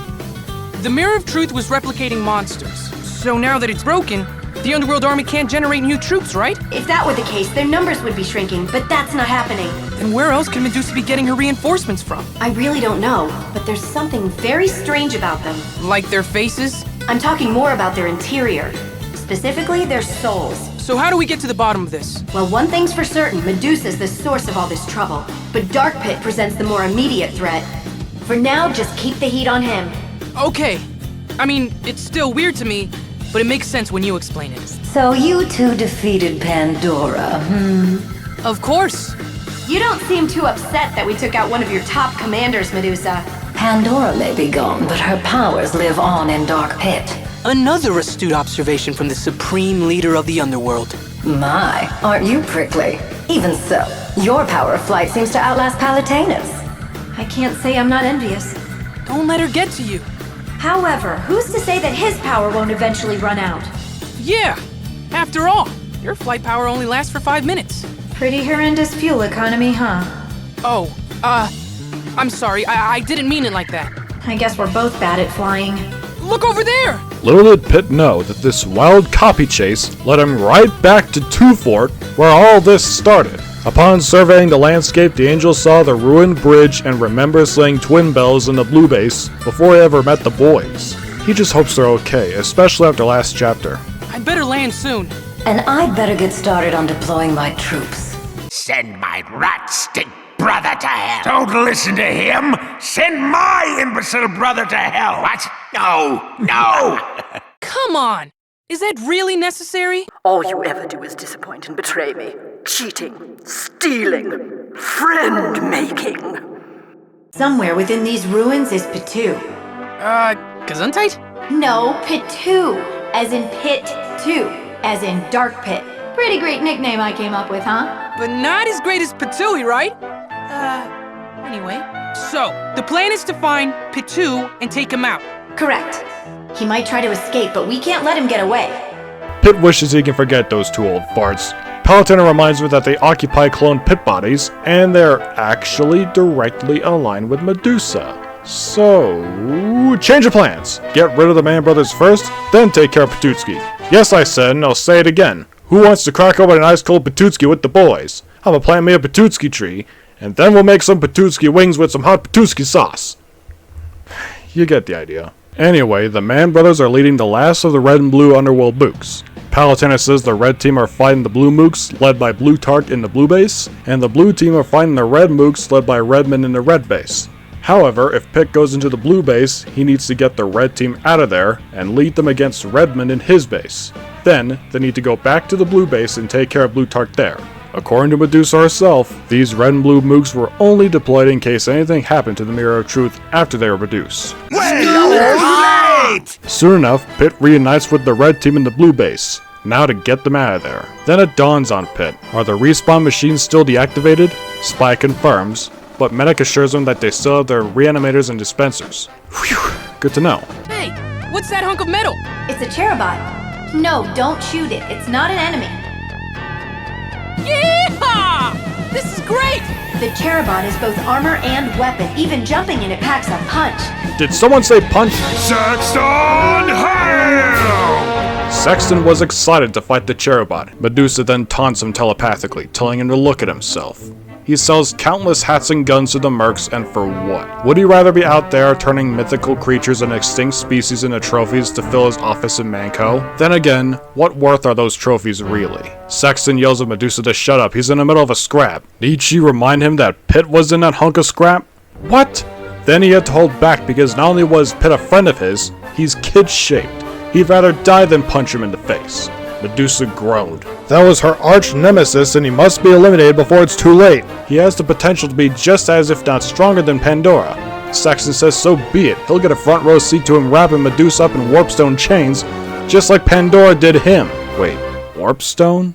Pitt asks Palutena what that was, to which she reveals that it's basically what Sexton's chains were made out of. It's pure crystallized warp energy that counters Sexton's Australium, which rendered him unconscious back in the Labyrinth of Deceit. The big man then literally throws in the towel. The Cherubot stands. Palutena was shocked.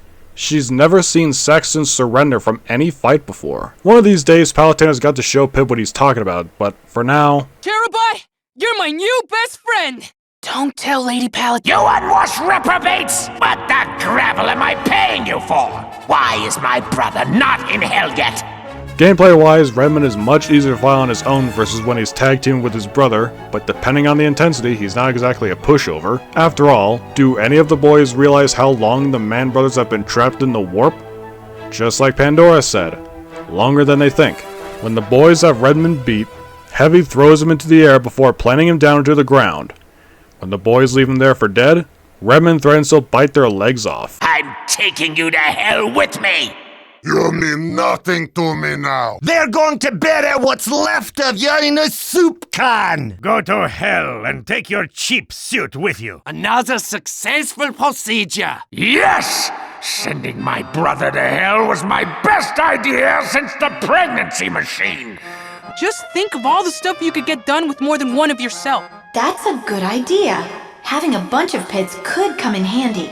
But you would never abuse your power, right? Of course I would. That's part of the goddess job description. I won't single any one of you out. I will just say that some of you have betrayed the trust of your employers. And because of that, you must die. The rest of you are satisfactory. As the boys made their way to the blue base, Palutena asks Medusa that she does realize that the Man Brothers' squabbling is over gravel, right? Of course she does. The thing is, she has no real need for any of these shell companies all over the place. They're just as useless as the gravel the Idiot Brothers covet. They're serviceable henchmen at best, but they're terrible leaders and planners. Wait a minute, did Medusa just... That's right, the administrator had been Medusa all along. Pitt was speechless. Humans turn to the gods in times of need, and forget them in times of prosperity. They really are a fickle bunch. But wait, what does Medusa want with the Australia? Simple.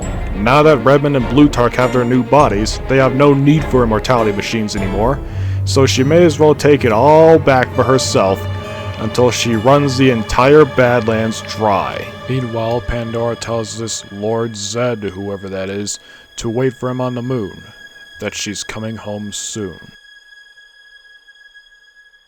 In the blue base, the boys may have cleared out the blue mooks and the base looks suspiciously deserted, but to their surprise, Blutarch was waiting for them in a massive robot in a courtyard, surrounded by the blue team. Mine! All of the Badlands is finally mine! Palutena meant for Pit to drive the Cherubot, but Blutarch beat him to the punch. He even renamed it to Gravelbot, because of course he did. It's not gravel science! Just when the boys thought they were screwed, however, Blutarch decides to step back as the Blues try to take care of Pit and the Reds on their own.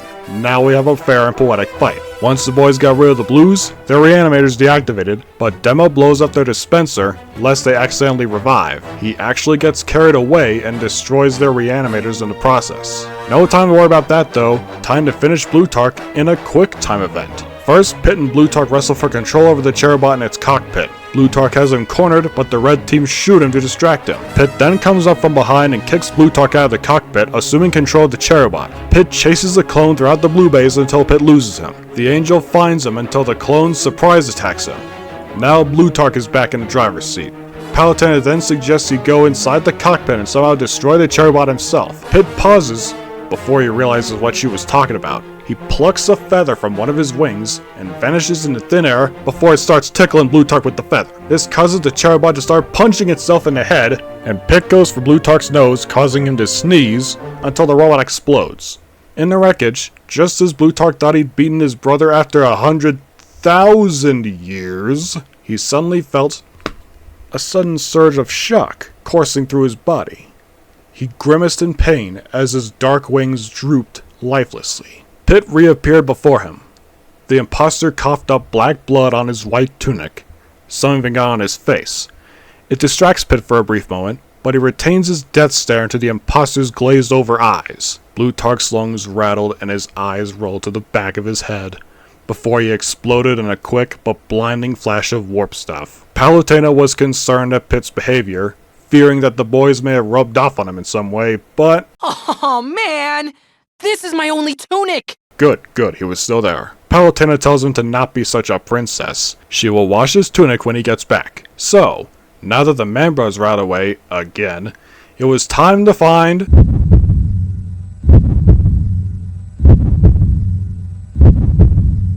Let's do this! Bring it, puppet! Who are you calling a puppet? Palutena says jump, you jump.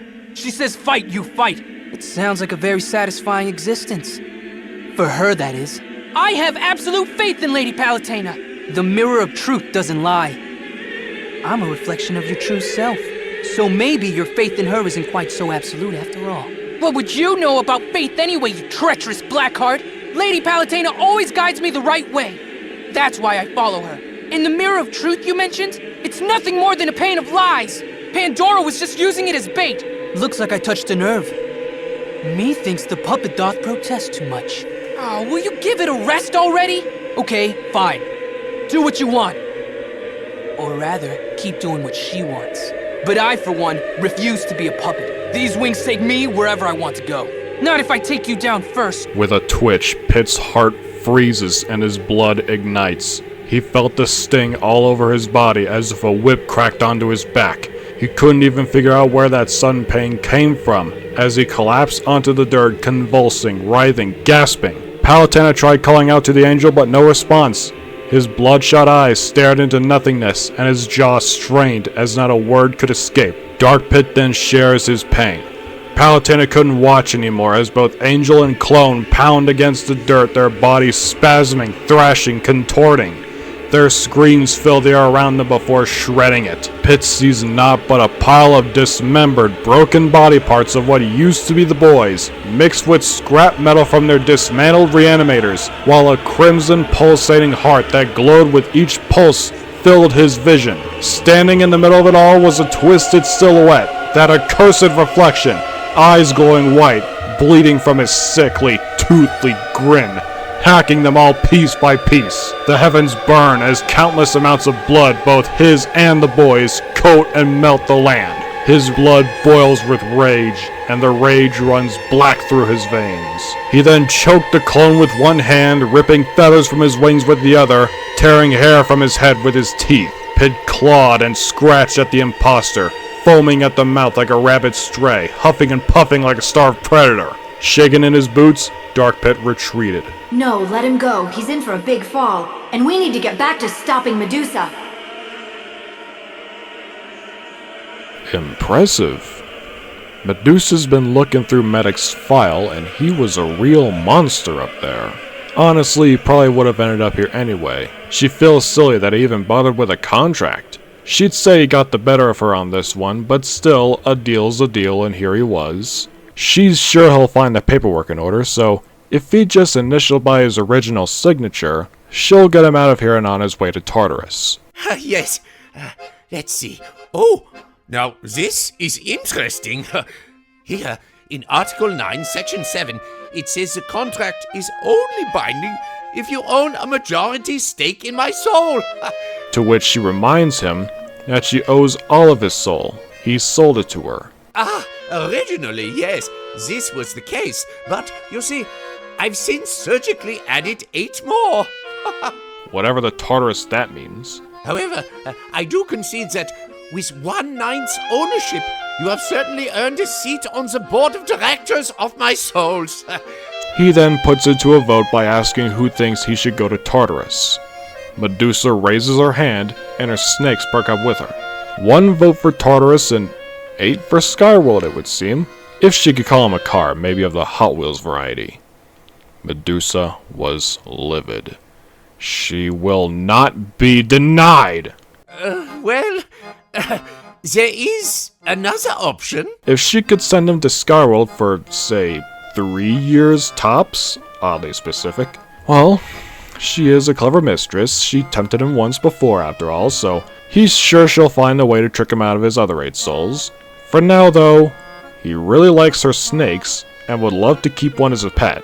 Medusa and her snakes looked to each other with confusion and uncertainty. He said he'd love to keep one of her snakes as a pet. She pulled a snake off her head. Would he really give a soul for this? He would. The snake coiled around his neck, bitter contempt in its eyes. Oh, what have I done? See? You're well on your way. I don't like my chances. Medusa then warns Medic that the snake will constrict his neck in 3 years' time, so he'd best use his time very wisely. Well, if it's all the same for her, Medic must be on his way now. Auf Wiedersehen, Dummkopf! Pitt was still trembling upon returning to Skyworld, but that's when Palutena had an idea, of which she has to give kudos to Medic for later.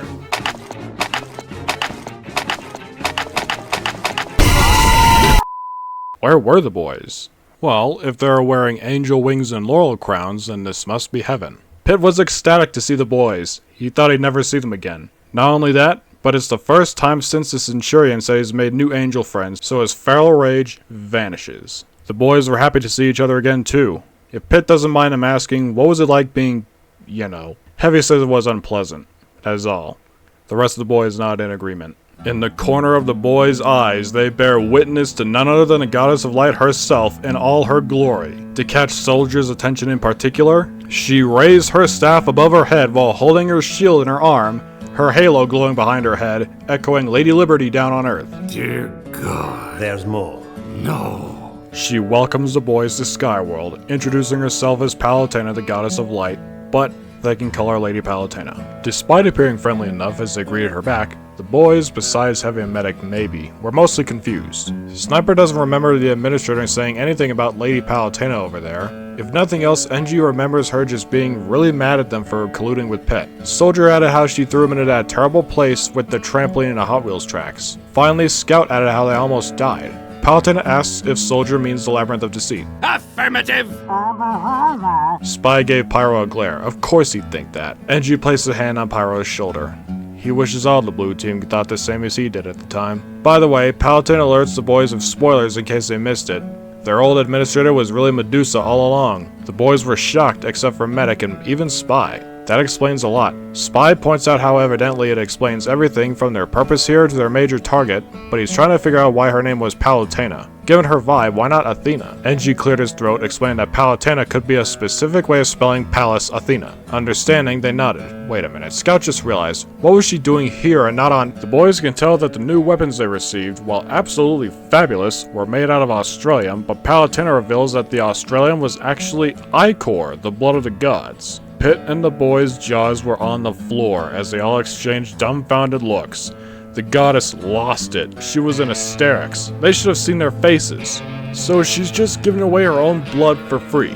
Palutena goes, trust me, there's more where that came from. Spy wants proof, so Palutena plucks a feather from one of Pitt's wings and turns it into a needle before pricking her finger, letting the ichor flow freely. Medic notices the ichor flowed like glittery honey. That would make sense considering the gods eat nothing but nectar and ambrosia. Upon hearing nectar, Scout wonders if that means the gods are all great big honeybees, to which Palutena tells him, not exactly, but I did feel like one by the time I left Olympus. Take a gander at this little princess.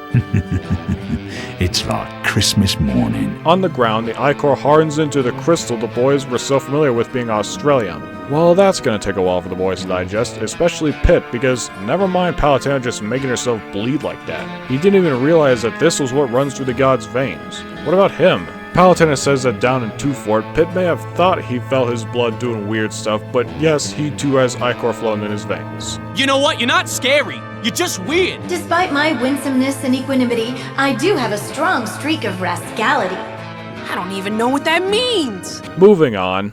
To make them feel more at home, she sends Pitt to her cellar to fetch a barrel of wine he collected in the underworld back in the day. This catches the attention of Spy and especially Demo. As he runs his errand, the goddess reveals that Skyworld has not one, not two, but 3 foosball tables and a vending machine to Scout's astonishment. Holy crap indeed, little man. Heaven is the best. Perhaps he can take some time to get to know the Centurions in a game or two. She also reveals to Demo that Scrumpy, his signature battlefield moonshine, is basically bruised apple cider. Talk about weak sauce. There is only one thing the Cyclops could use after that realization: more alcohol. Specifically, wine fresh from the barrel collected by Pitt himself. Now that's quality. I like my enemies like I like my wines.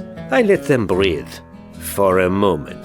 Palutena then squinted, as her gamma ray detectors were going crazy. She then found out that Scout was emitting the radiation of at least 100 nukes because of all the uranium he consumes regularly, without any negative side effects? What was this guy made of? What about the rest of the boys? What are you looking at? Scout then noticed Palutena looking at him funny, but the goddess quickly lets Pitt fetch a bucket of fried chicken, giving Scout a wink as she tells him it's her love language. Oh my god, oh my god, oh my god! Even though Medic likely altered Scout's body to adapt to consuming entire silos worth of uranium for so long, Skyworld's vending machine has uranium-free bonk atomic punch. No canned nukes here, just a 2-fort, now Skyworld equivalent to Warhead soda. Speaking of radiation, never mind the nuclear reactor-looking device plugged into Heavy's baboon heart, Palutena really wanted to ask Medic how he got a whole nuclear bomb into the big man's chest, that and where he would get a baboon heart, of all things. But she figures that would make for an awkward conversation, especially since she just turned the boys into angels, so she chose not to intrude.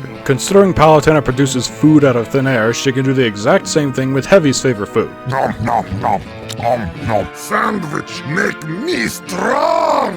Even add an olive on top. She's always liked olives. As for the formula Medic uses to ubercharge his men though, she tells him that it will have to be replaced with something more angel-friendly. Like hot spring water converted into pure energy. That means that 1, you won't have to plug anything into their hearts anymore, and 2, their hearts won't accidentally explode from the voltage of the metagun. If Engineer and Medic were the brains of the team, then Palutena could see that Engie was by far the smartest, as he apparently has 11 PhDs in one brain. Not enough time to discuss them all, of course, but the potential he has for her army is staggering. Despite how inherently shady Medic was, apparently lacking a medical license after a particular incident with a patient's missing skeleton, he was ultimately the one who brought the boys here.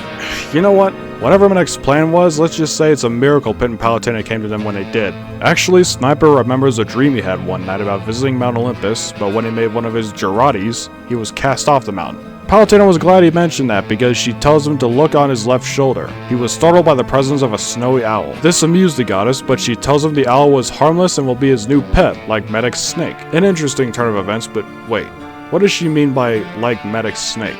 Sniper remembers Medic talking about how his snake was. Palutena quickly cut him off by pinching his lips, telling him not to spoil it. All 9 of them were angels now, and Skyworld was their new home, so they no longer have to consider themselves mercenaries or assassins for hire. They were more like her own special forces. Also, instead of paper money and coins, they now get paid in hearts, but not from her. They get their payments directly on the battlefield after they kill enemies from now on. Spy asks Palutena why she chose him, and the rest of the boys in particular, to become angels, if they belong in Tartarus, to which the goddess replies with 2 major reasons. 1, because the war against Medusa brought along more than she bargained for, and 2, she'll be damned if they weren't entertaining. Now, she can see that Spy was skeptical about having her as basically their new administrator, but she tells them that it's also for their own good, especially since Saxon trades with the gods. Palutena tells the boys to be prepared because now that they're angels, their enemies will continue to get stronger. Remember when they were all trapped in a Labyrinth of Deceit? Well, those enemies will make their lives 10 times worse if they let them. NG asks Palutena how Pit's able to fly, to which she explains how the power of flight works. She uses her staff to target Pit's wings, and it's technically telekinesis via electromagnetism that keeps him in the air. Again, 5 minutes at a time. His eyes widen after hearing mention electromagnetism. Is that why she's the goddess of light? Technically, she's the goddess of visible light on the electromagnetic spectrum, which also technically means she can do other crazy things, but that's a whole other can of worms. Scout asks what she was talking about, to which the goddess explains that a moving electric charge creates a magnetic field, and a changing magnetic field creates electricity. Her father taught her that. Then the rest of the boys call her NERD! Anyway, so far, the power of flight only worked on 1 target. She tried multiple targets once, but that caused her staff to explode. In that case, NG figured that using that method to make all 10 of the boys fly at the same time on missions could be a problem. He asks if she's only used her staff, to which she confirms, but she has thought about using other methods like by hand. Wait, maybe she could use all 10 of her fingers. Palutena says that's a good idea, but she doesn't think that would work because all those electric currents flowing through her hands would hurt like Tartarus, especially if she was manipulating 10 targets at once. Fair enough. Then Spy appears out of nowhere, scaring the 2. He suggests a power glove, of which Pet has 1. The goddess forgot she had that. It was always very fiddly, that one. Actually, that's perfect! With that, a montage shows NG reverse engineer the original power glove to not only upgrade it, but also build a duplicate for Palutena's left hand. She then tests the power gloves on 10 Centurions. The Centurion's wings lit up in accordance with the glove's fingertips, and they seem to work just fine, way better than her staff. So, she already has an entire army of her own? Yes, but the goddess says they mainly do the grunt work around Skyworld. Compared to them, the boys were her special forces. She thanks NG for the brilliant idea and is kicking herself because why hasn't she thought of that? Before they go, Pet has one more thing to say. He tells Palutena that, even though he was partly responsible for the boys being turned into angels, Pitu should still pay for 1, killing them in a situation where they could have never returned, and 2, turning Pit himself into something he wasn't. Palutena was about to tell him that revenge wasn't the answer, but she paused before sighing. She'll see what she can do. Wait, Palutena almost forgot. Instead of gross Gerardis, Sniper will be throwing bricks at the enemy. They're just as heavy, if not more so, they do actual damage, and who doesn't love giving Medusa a brick to the head? Now then, without further ado... Duty calls, and Pit answers! Shall we? Good!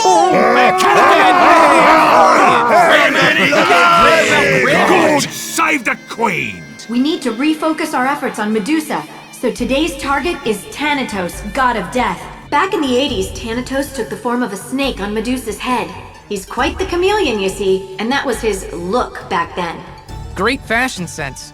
But as god of death, he must be a big deal in the underworld army. He possesses a key to the underworld, and he's leading Medusa's invasion of the sea.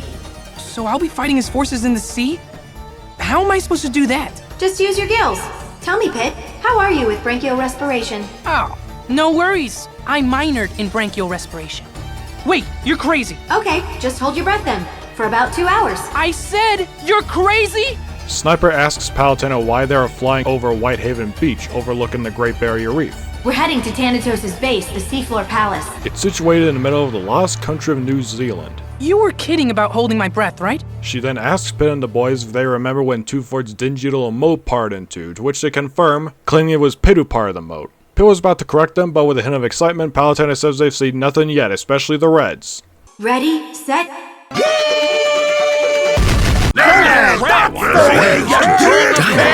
Way to go, Pally! This is just one more bullet point on your already impressive resume. Haha, what can I say? I'm an overachiever. Oh, now. Just 1 second there, lassie. Huh? Oh, Lord Poseidon. Tis, Palutena. Lies don't become a lady. I'm sorry, but can't a goddess have a little fun? So that sea parting business was... 'Twas obviously my doing, silly boy.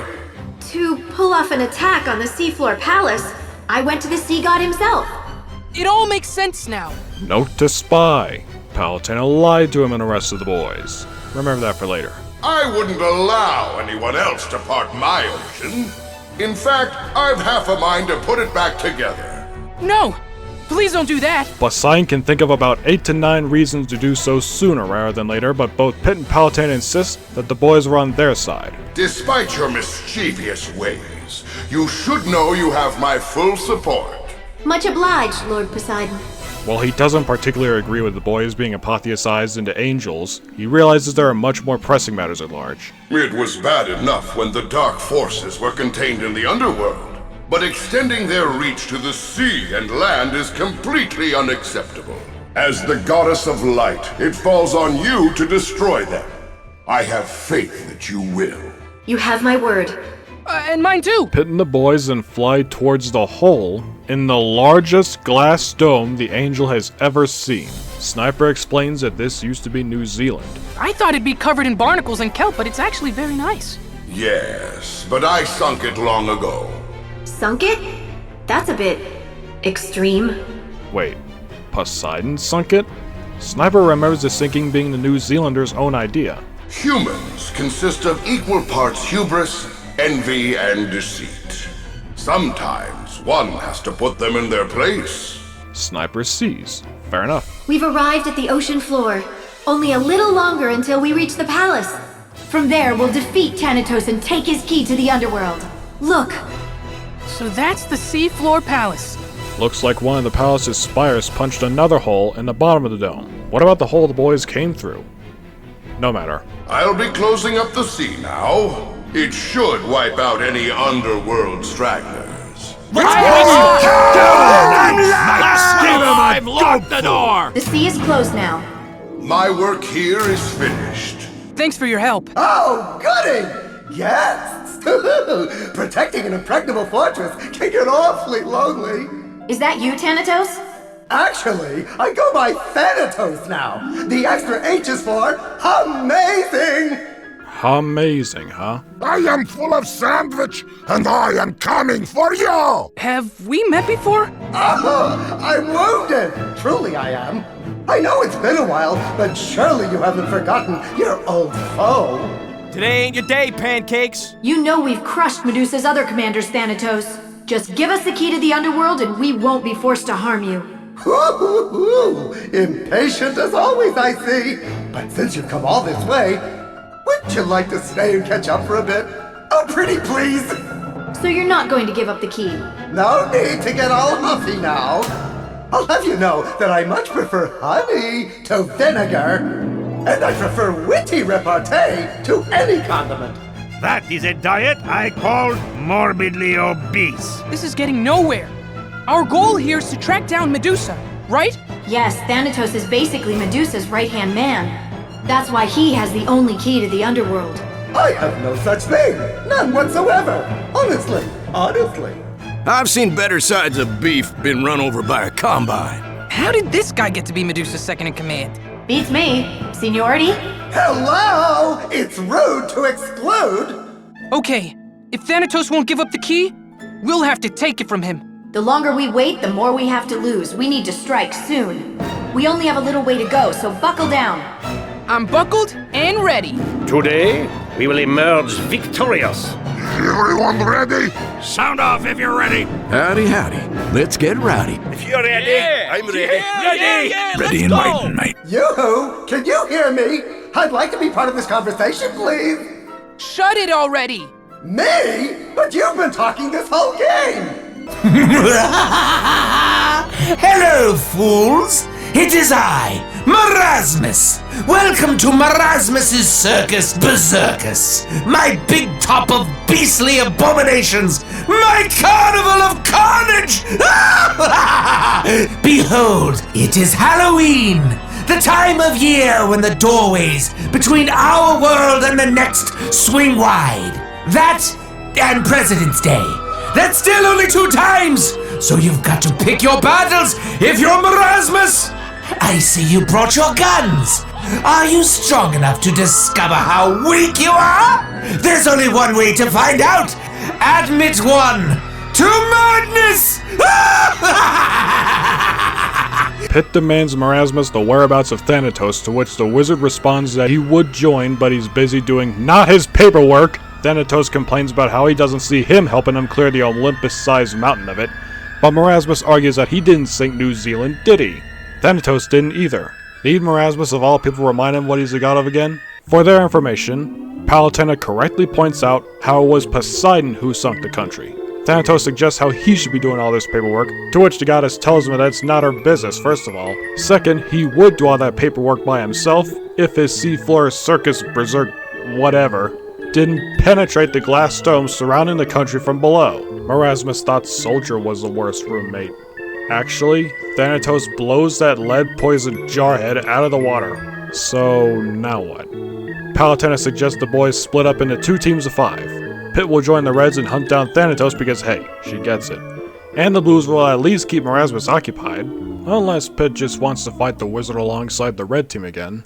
For continuity's sake though, Pitt and the Reds track down Thanatos to shake things up. However, team color aside, Scout, Soldier, Pyro, Demo, Heavy, and Medic share one common problem. Sometimes their weapons blow up in their face when they overuse them, but you know what? Palutena doesn't mind that, because it goes to show that even though the weapons the boys wield are forged from the blood of the gods, they aren't perfect. That said, if the boys think Merasmus will just sit idly by and watch as they rip his new roommate to shreds, they're dead wrong. See, this is where we'll give credit to Palutena for turning the boys into angels, because now she's got the full attention of the Chaos Gods themselves. Too bad they can't be here right now, they've got their own problems. Pitt snarkily asks the wizard if he means their existence, but Merasmus tells him it's rude to interrupt the wizard.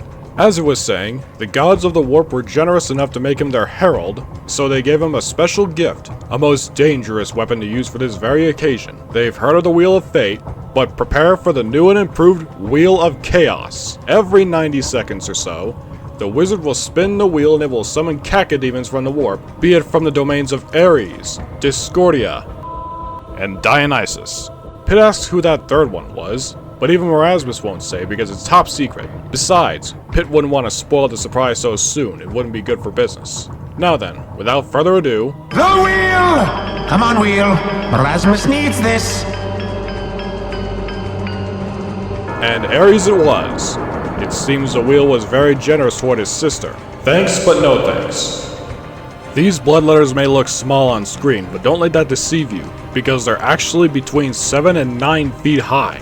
To put it in perspective, Pitt is 5'3", NG is 5'6", and Heavy is 6'3", with the rest of the boys being around 6 foot tall on average. The demons may tower over the angels, but they've taken down enemies much bigger, and that was before they were angels too. That's not even mentioning Palutena giving them those special weapons and above all, powers. Pitt then realized that if Merasmus has the Wheel of Chaos, which randomly selects which demons to summon from their respective realms, then that may explain those bizarre blue monsters they fought in the sky before they got here. Palutena agrees, but tells him to remember. There are other factors at play here, factors that try and fail to control and even restrain the forces of chaos, but those aren't important right now. Here's a chilling Halloween tale. Once upon a time, an innocent evil wizard named Merasmus bought a circus for $12,000, hoping to flip it and make a fortune. Alas, he did not have $12,000. But do you know who did? The Japanese Mafia! They are not spectral, they are very real. But due to a language barrier, Merasmus was unclear on the frankly punitive interest rates. Welcome to my financial nightmare, mortals! What am I going to do? Don't run, wizard coward! It's just him! The grind rails run parallel to each other, so you can switch between them. Stay focused on what's coming up. This is exciting! Astounding! Going up? Wizard! You turned your eye against me, and by God, I'll kill you for it! Now approaching the second floor. This play-by-play really isn't necessary. Now approaching the 3rd floor. The wheel will be your undoing. Let me jazz things up for you a smidge. Avert your eyes, Pit! These demonettes of Dionysus stand 7 foot high on average, and the pain of the boys is their pleasure. They're incredibly fast and loud, which makes them very dangerous, like the sirens of some parts of Poseidon's waters. Don't even get Palutena started on what lies between Scylla and Charybdis. We do have to keep things interesting. I'm curious about something, Thanatos. Yes? You are the god of death, are you not? And if the underworld is the land of the dead, why don't you outrank Medusa? I'm not really interested in climbing the corporate ladder. You wouldn't believe the amount of overtime you have to put in. Plus, that sort of strict hierarchy isn't the underworld style. You're avoiding my question. Also, is Thanatos sure he isn't just complaining about his paperwork again? Because correct Palutena if she's wrong, but that paperwork covers all 4 million New Zealanders who died in their city's flooding. That's exactly what Marasmus is saying. Look what you've done, Thanatos. Now he's agreeing with Palutena. What was that? You seem to be cutting out. La la la la, I can't hear you. What is the underworld coming to? And why is he still not getting any good channels on his multidimensional television? It's hard to get a good read on him. I can't tell if he's weird or just dim. Thanatos should be in the next room over. Oh, goody! Then do let us get to the fisticuffing. Yes. Yes! The wheel! Come on, wheel. Roll me. Remember what Palutena said about how Pit should hold his breath for about 2 hours? Well, now would be a good time to do so, at least until the place airs out.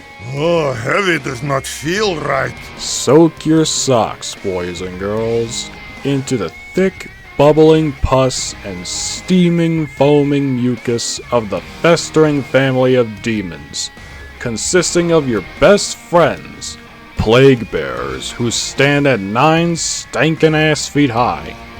And who can forget those rowdy little toeslings, created in Thanatos' bloated image. A nice, fresh appetizer tracking warm, blistering fecal matter into the Seafloor Circus, blessing the boys with creamy bile coughed up for their pleasure before the maggot-filled main course. As the old saying goes, the world is your oyster. But to these monstrous rotters, the ocean will be their septic tank. Please don't tell Pit that Thanatos is a secret third chaos god Marasmus won't talk about. The angels and Palutena are gonna get sick. Belching, Palutena begs and pleads the boys to please just keep fighting and to not let them win. Only the boys have bad news. There's too many of them. They're being overrun. Pit was wondering when the blue team would come in clutch. Pit asked them how it went, but there was no time to talk. They've got to hurry up and beat Thanatos. Oh, I must have dozed off there. Oh, waiting around is such exhausting work. You disgust me, fat man. Little too much caber tossing pie down your own throat, eh, chubby? Hey, Lord Fat, those hard arteries don't stop bullets, do they? You are a whole herd of ugly. Thanks for being such a whopping big target, mate. Your silly clown is making a mockery of this war. Thanatos is a skilled chameleon. Don't be surprised if he changes into a spider or scorpion or cockroach or tick, or a moth or lizard or leech or tapeworm or centipede or bat or snake or cat. Or even that thing Palutena keeps by her bedside. She's just gonna pretend she didn't just hear that. I'm tempted to reach for my book of snappy comebacks, but maybe I should just show you.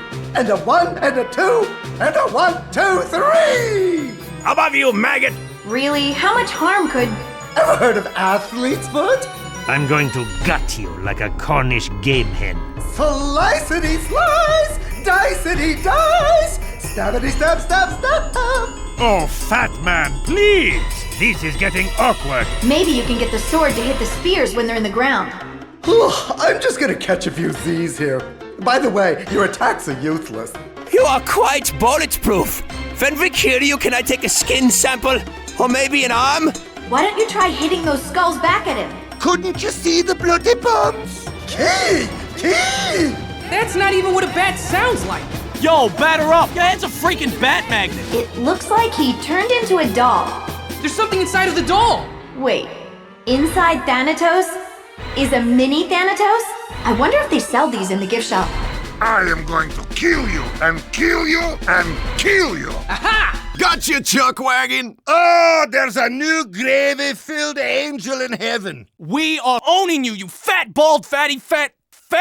I have squashed you like bug. Thanks for the target practice, you plump bloody freak show. You are now a conscientious objector to being dead, hippie. What's the matter? Fat got your tongue? Pick up that gem, Pit. This is our key to the underworld. And I just have to hold it? More or less, but first we have to get you geared up. Wizard surprise! Somehow, Pit, the red team, and Palutena seem to have forgotten the elephant-sized wizard in the room. The Blues in particular call her out for her poor planning, to which Palutena goes, "Oh, shut up." Either way, this isn't over until the wizard says so. He wants the boys to prove themselves worthy of their wings. If they bluff even once, then he will personally arrange Palutena's funeral in Tartarus. Oh, really? Palutena points out how the boys have endured the Wheel of Chaos, they've withstood the interdimensional torment of Chapter 5, and forget the horseless headless horseman. Their entire battle back in Chapter 4 opened up the Eye of Terror to the mortal realm for the first time in years. What more could he possibly bring to the table? Excuse you, Palutena, but it seems the Blues may have forgotten the most important part of Merasmus' circus. The Blues whip out their tickets, proving to them that they in fact did not. What is this now? Yes! Excellent! You've got the tickets!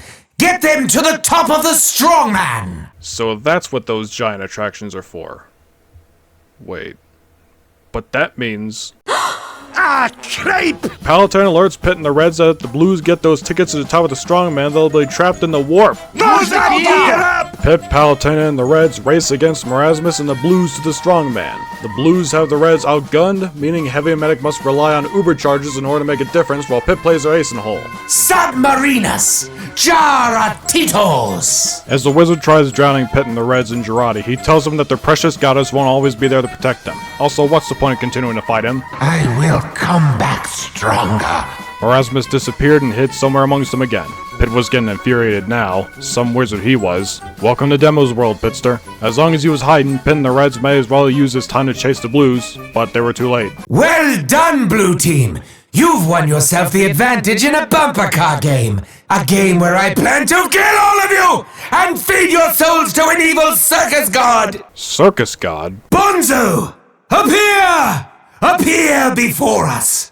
Just try not to appear between the Japanese mafia and the $12,000 I owe them! This will be the greatest circus graveyard of all time! Screw you, ancient Sumeria! Ancient what? Welcome to the looting gallery! Collect ducks to win! Kill the other team to win! Do whatever it takes to win! Because believe me, you don't want to lose! This is Merasmus' version of Duck Hunt? Bumper car Mario Kart with evil rubber ducks and spells on the track? Not even Hot Wheels or a light gun? The wizard says of course not. He was more of a Matchbox and Xbox kid himself. Ouch. Palutena guesses he tried asking his mother for the real Duck Hunt, but she told him that he had Duck Hunt at home, which was this. Offended, Merasmus demands the goddess leave his mother out of this. He was going to explain the rules to her. He thought maybe they play along together, but... No, who was he kidding? He'll play along anyway. So about every 10 seconds or so, the wizard moves the ducks from one spot of the track to the other. The ducks have moved, mortals! Now the ducks are over there! And anytime the red and blue teams crash into each other, ducks spill out. Bonus ducks! If Palutena's being honest, if it wasn't this evil, it could probably make for a fun crisscross crash game. It would seem that both Palutena and Merasmus have their ducks in a row, and now they just need to put all their eggs in one basket. In other words, whichever team gets 200 ducks first wins. Red wins! Ha ha ha! The goddess adds that the winning team gets the added advantage of defeating Merasmus in real space. Why? Why would you do that? Hold your ghostly horses, Merasmus. Let Palutena get this straight. He says the Blues get their souls fed to this bonzo, right? Now, the field before the win saw, let's say, 5 boys, Bit Heavy Medic Scout Pyro, and 5 ghosts, Soldier Demo Engie Sniper Spy, before Pit and the Reds picked up 200 ducks. Since Pit and the Reds won without killing all the Blues, that means the ghosts are spared, and all the boys will return to real space and lay the smackdown on the wizard. Damn you You! This bag of bones has a date with the devil, men. Our job is to arrange the meeting. Oh, man! I am gonna screw that wizard up! You're wicked, and you'll burn for it, Marasmus! Everybody, attack wizard! Push that damn old man straight to damn hell! Hello, magic book. Do you still have Demoman's eye? I'll trade your heart for it. This dead man belongs in hell. Let's take him home. Now that the boys and Merasmus were back in real space, it was time to finish this with a secret weapon Palutena kept hidden this entire chapter. The Holy Hand Grenade of Olympus. Washington State, that is. As the goddess chains the wizard up in gamma-ray emitting uranium, Erasmus's greatest weakness, she will recite the incantation, and while the boys stall the wizard, Soldier and Demo will do the honors after the incantation. Palutena began. And Saint Attila raised the hand grenade up on high, saying, O Lord, bless this thy hand grenade, that with it thou mayst blow thine enemies to tiny bits in thy mercy. And the Lord did grin. And the people did feast upon the lambs, and slots, and carp, and anchovies, and orangutans, and breakfast cereals, and fruit bats, and large chulapas. And the Lord spake, saying, First shalt thou take out the holy pin, then shalt thou count to 3, no more, no less. 3 shall be the number thou shalt count, and the number of the counting shall be 3. 4 shalt thou not count, neither count thou 2, excepting that thou then proceed to 3. 5 is right out. Once the number 3, being the third number, be reached, then lobbest thou thy holy hand grenade of Olympus toward thy foe, who being not in thy sight shall snap it. With that, Soldier and Demo pull out the pins, and off the grenades went. Now watch the wizard go. You win! No, wait, it's a tie! Who is Saint Attila?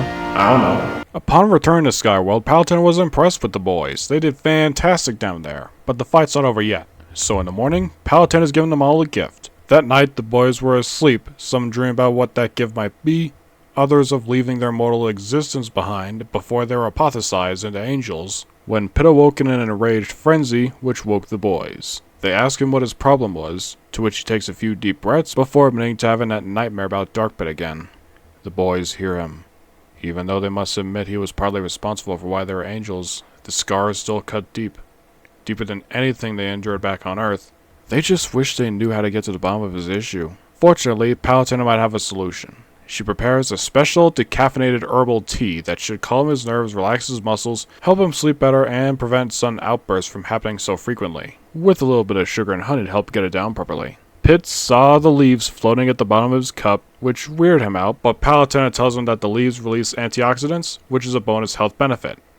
Anti-what now? Quit blabbering and take your medicine like a man! Needless to say, while the aftertaste was bitter, the tea went down just fine, but perhaps the leaves are a bit much. The next day, Pitt was well rested, but not so much the rest of the boys. Now, in the original, the Zodiac weapons served next to nothing in the narrative, but in this timeline, the boys will wield them all. This is important. They then head to the training grounds to test them on Underworld mooks, paid as extras. The boys wonder what else Palutena could do because she knows so much about the electromagnetic spectrum, but her father told her not to delve too deeply into it as 1, that's his job, and 2, it could drive her insane. Just a little bit. A good bit of cosmic weapon training later. Pitt's next lesson is how to fly without using the power of flight. And she said he had a plan for it earlier, so no time like the present to fly Pitt like a kite. The plan is they'll both run out as fast as they can through the Skywodian clouds until Pitt's lifted into the air. In the air, Pitt will use the resistance of the breeze to train his wings. Everything goes according to plan. Pitt's euphoric, Scout, Palutena, and the rest of the boys are able to move for him, until a massive, thundering, dark cloud quickly rolls in. Palutena tries warning Scout, telling him to come back, but he wouldn't listen. Instead, the cloud sucked the 2 angels into it, sending them spinning wildly and out of control in the storm.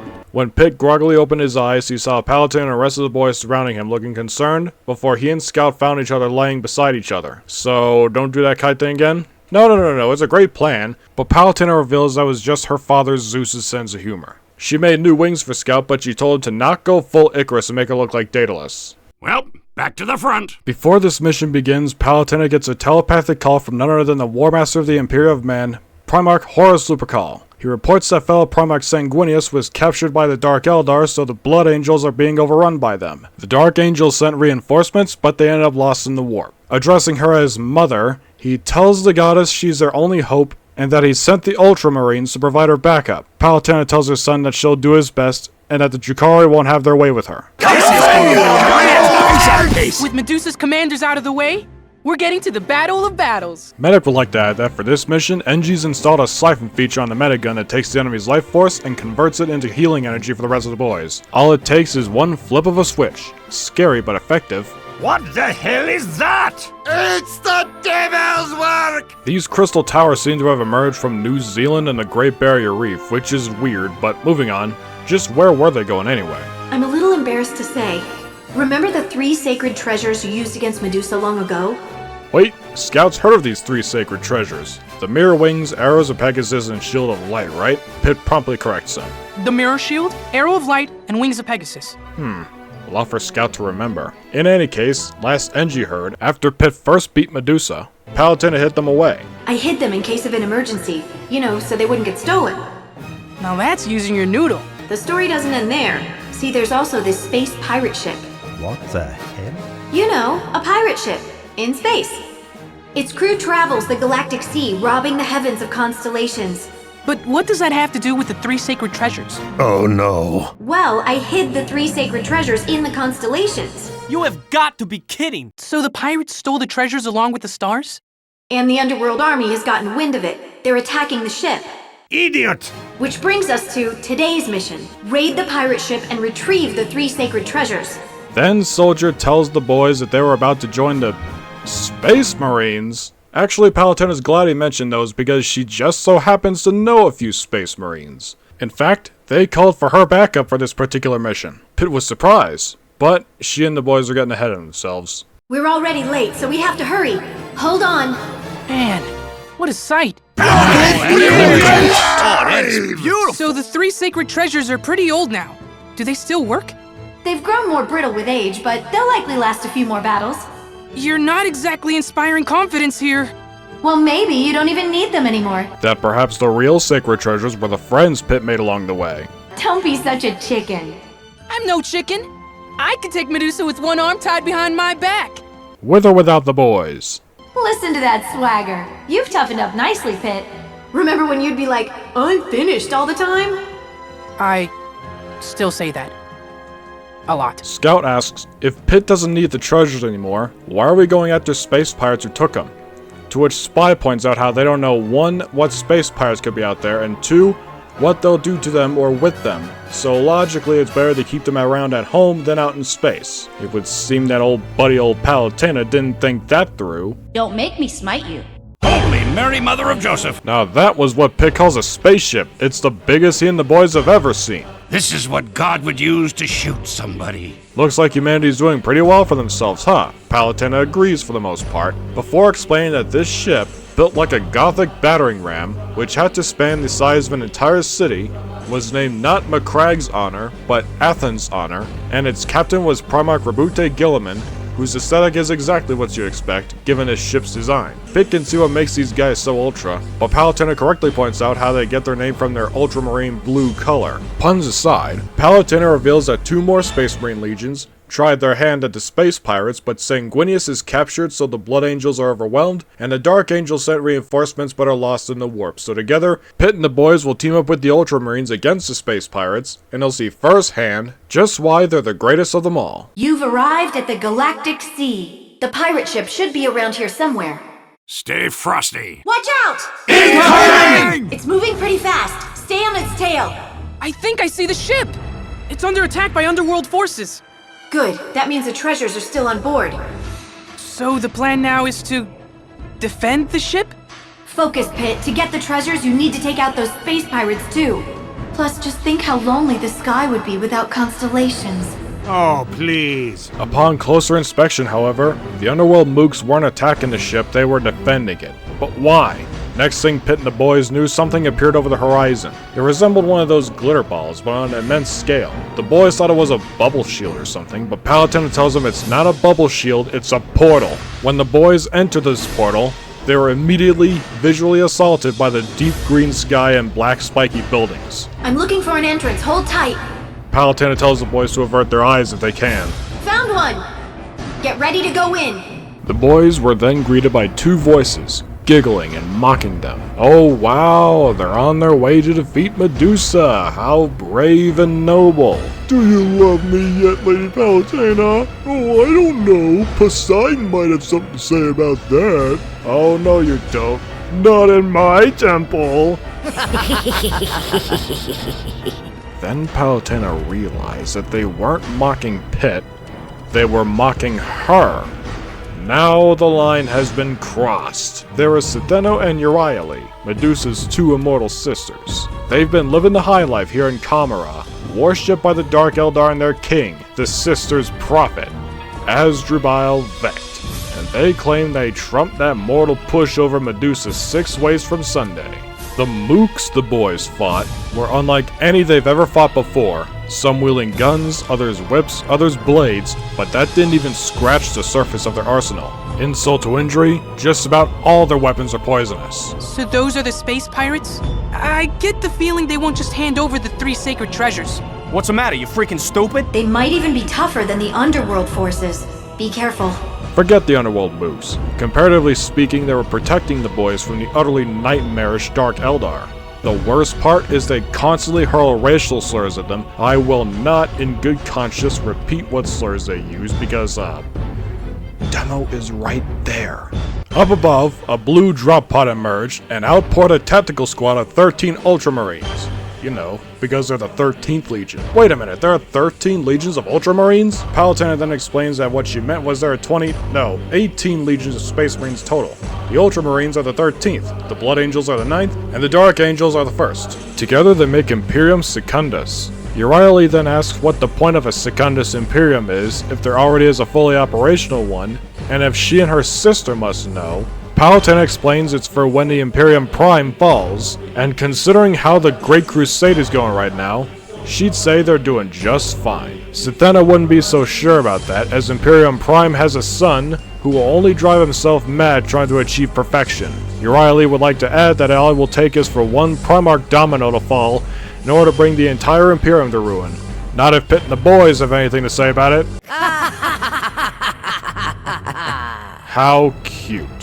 What were the cherub fresh out of daycare and those 9 other clowns going to do really? Those 3 sacred treasures are 25 years old and worthless, and those Zodiac weapons look like they were accessed through some sort of cheat code. It's not like they did anything to earn them, they're just asking for them to be stolen. Honestly, the sisters respect that. Gotta get them while the getting's good after all. Suddenly, something darts up in front of the boys, catching them off guard. Well, that came out of nowhere. Wait. Palutena recognizes those draconic shapes. Pit asks her what she was talking about. Euryale then asks her what was wrong. She thought she had an all-seeing eye and stuff. Of course, her all-seeing eye sees someone getting ahead of themselves. No spoilers! This is the generator room. What's that shining in the glass? That's where energy from the galactic sea is converted into propulsive power. As long as the ship remains in the galactic sea, it can run indefinitely. So, I should destroy the shiny thing. You'd better not. The explosion would be enormous. Palutena then notices Engie taking notes in the back, as he finds this information fascinating. So, what exactly is the Dark Eldar's deal? Palutena explains that they get their jellies in the most unspeakable extremes, and that it feeds their patron god, Dionysus. It's party time! There he is! Speak of the devil, and he shall appear. Dionysus greets Palutena, calling her sister, and saying it's been a while since they've last met. Pit was shocked. What does he mean, sister? Palutena says that was a long, ugly story that she would rather not get into. Dionysus sees that she's got none other than Demoman on her team. He bets he could drink him under the table at least 10 times over. Pit, on the other hand... What are you? Some sort of lightweight? I'd share, but you don't look like you could hold your drinks. Pit was bemused. What about all the wine he harvested in the underworld? Pit should see his face. Nah, he was just kidding.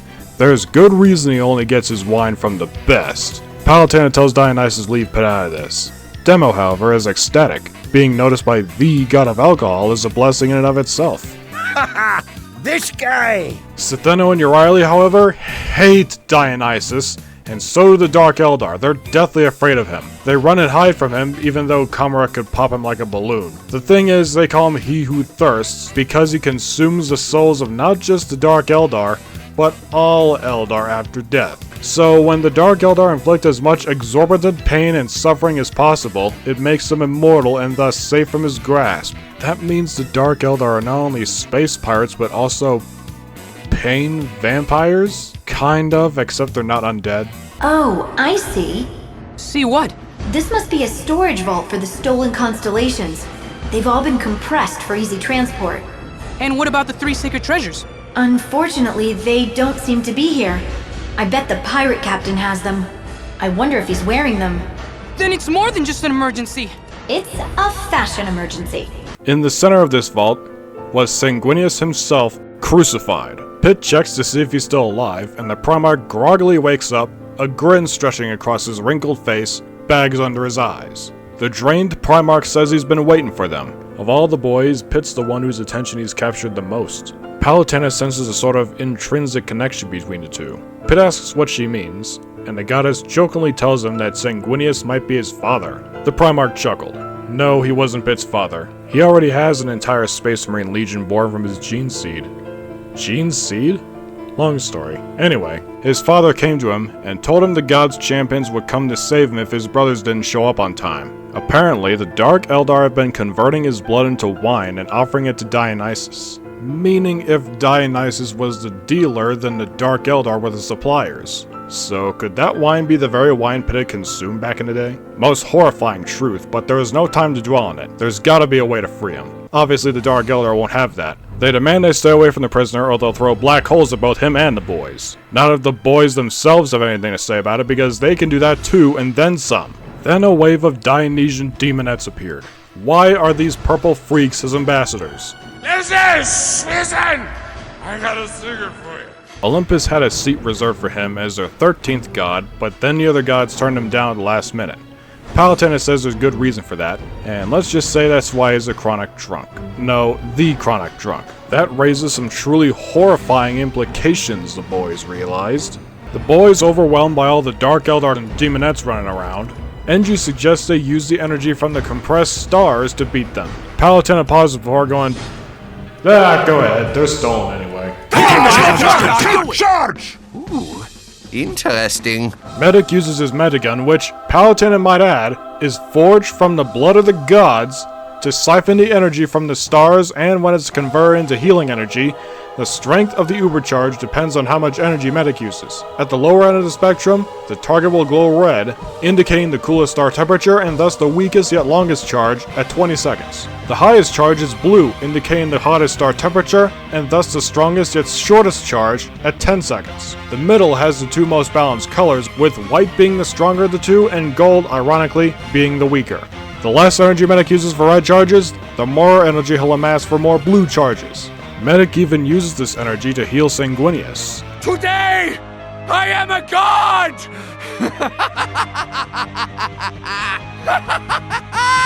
That does make Pitt wonder, what will happen to the stars in the vault once their energy is used up? Engie says they'll turn into incredibly dense diamonds, and he'd better believe the Dark Eldar will keep them for personal gain. Never in his wildest dreams, even before becoming an angel, would he ever see anything like this. Look around. Considering how many compressed stars and constellations there are here, who knows how many they've stolen and how many diamonds they've made out of those stars. Honestly, and Medic agrees with him on this, it goes to show the Dark Eldar are evil geniuses through and through. And that's not even mentioning the whole wine thing. You can destroy the doors the enemies are coming out of. I'll stop the baddies at the source. At last, Sanguinius was fully healed, and thanks Medic for doing his part eternally in his debt. The boys would have been overrun if he didn't come in clutch. The boys thanked the Primarch, asking him to join them, but he apologetically tells them he can't. Time was short as he had to save his Blood Angels and look for the Dark Angels lost in the warp. He wishes them good luck before flying off, the boys getting briefly caught in the wind beneath his enormous wings.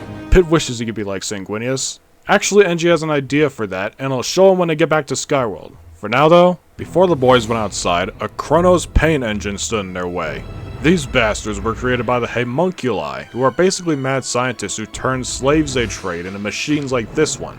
Not even Medic and Engie endured pain like this back in the Badlands. This is the side of the ship's hull. Outside, a light bridge provided the boys the opportunity to properly behold the malevolent majesty of Commorragh, where it's so spiky that it feels like the air was peeling at their skin. Before long though, the boys thought the paint engine was bad. Wait till they get to deal with the nightmare turning the road into a dartboard with their hoverbikes that are the Reavers. Not to mention the Dionysian Seekers interfering, which forces the boys to be caught in the middle of the crossfire between them and the Dark Eldar. Spies confused because the Dark Eldar are deathly afraid of Dionysus, yet they offer blood turned into wine to him. Palutena basically explains that they, as well as the rest of the gods, have to keep him drunk lest he bring untold chaos. But what about the chaos being a byproduct of being drunk, Engie may ask? The goddess guessed it depends on who you are. I set up a grind rail for you outside the ship. Thank you very much. Thank you! Thanks, Pally. I'm pretty limited in where I can put grind rails. Luckily, the Dionysian demons decluttered the area. The last obstacle the boys faced before the boss fight was a grotesque, another homunculus creation, fit with giant microphones lodged in its body so they can hear its pain and agony. God, help me! Palutena grimly tells the boys that they can't feel for it. It's too far gone. It has to be put out of its misery. Finally, the boys reach the elevator that takes them to the boss fight stage. Marasmus again? You gotta be kidding me! And he's got the box where the 3 sacred treasures are supposed to be stored in. I want my stuff back. Alright! That was easy. Maybe too easy. Upon opening the box, however, empty! Surprise! Not so fast, fools. The wizard, despite being visibly drunk, would like to remind the boys that they'll be fighting 3 bosses. Of course, he's telling them this because, you know, he's reached his 3rd level in strength, so this was meant to be. Each boss will yield one of the 3 sacred treasures, and in between each boss, Dionysus will reward the boys with a drink of the gods or whatever, he doesn't know. As for the wizard himself, he's not really feeling it today. Coward! No, really, he's like 6 sanguineous wines in. He thanks Dionysus for that, which the drunk god replies, "My man." So if it's all the same for the boys, he's just gonna sit this one out and enjoy the fireworks. The boys have come a long way, by the way. He's honestly proud of them. Dionysus told the wizard how they got their hands on his zodiac weapons. They boast great power beyond their mortal comprehension, and you know what? They earned it. And from the way things are headed, they won't need old Marasmus anymore, so... Before I could finish his sentence, out comes the first boss who swallows the wizard whole.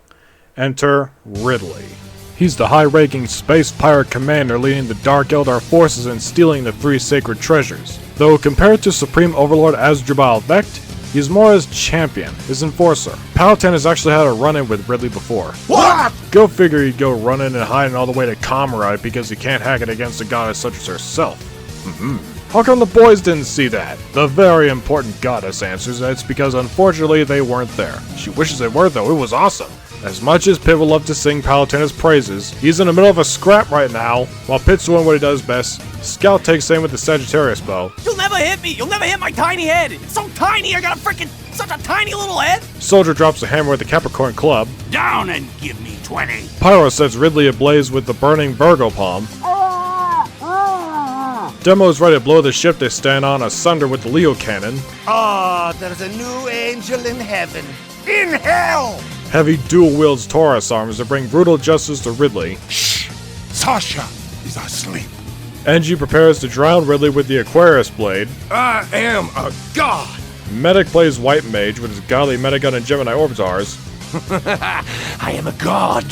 Sniper takes dead aim, and I mean dead aim, with his Scorpio staff. I'm a bloody god, mate! And Spy asserts his dominance with the Cancer Claws. Jealous? As soon as Ridley went down, the wings of Pegasus were Pit's for the taking, at the cost of the boys' shades. But Pit's were fine. 1 down, 2 to go. Suddenly, the pirate ship froze in place, catching the boys off guard and throwing them off balance. Now, Pit wouldn't say that in front of Steno and Uriah, would they? Did he and the boys forget about them? They are now roughly the size of kaiju in those movies, but the question is, between the 2 sisters, who should take the boys first? Nothing like good old-fashioned rock, paper, scissors. Ooh, this is Steno's favorite. Smash the boys with rock, cut them up with scissors, and fold the remains into origami.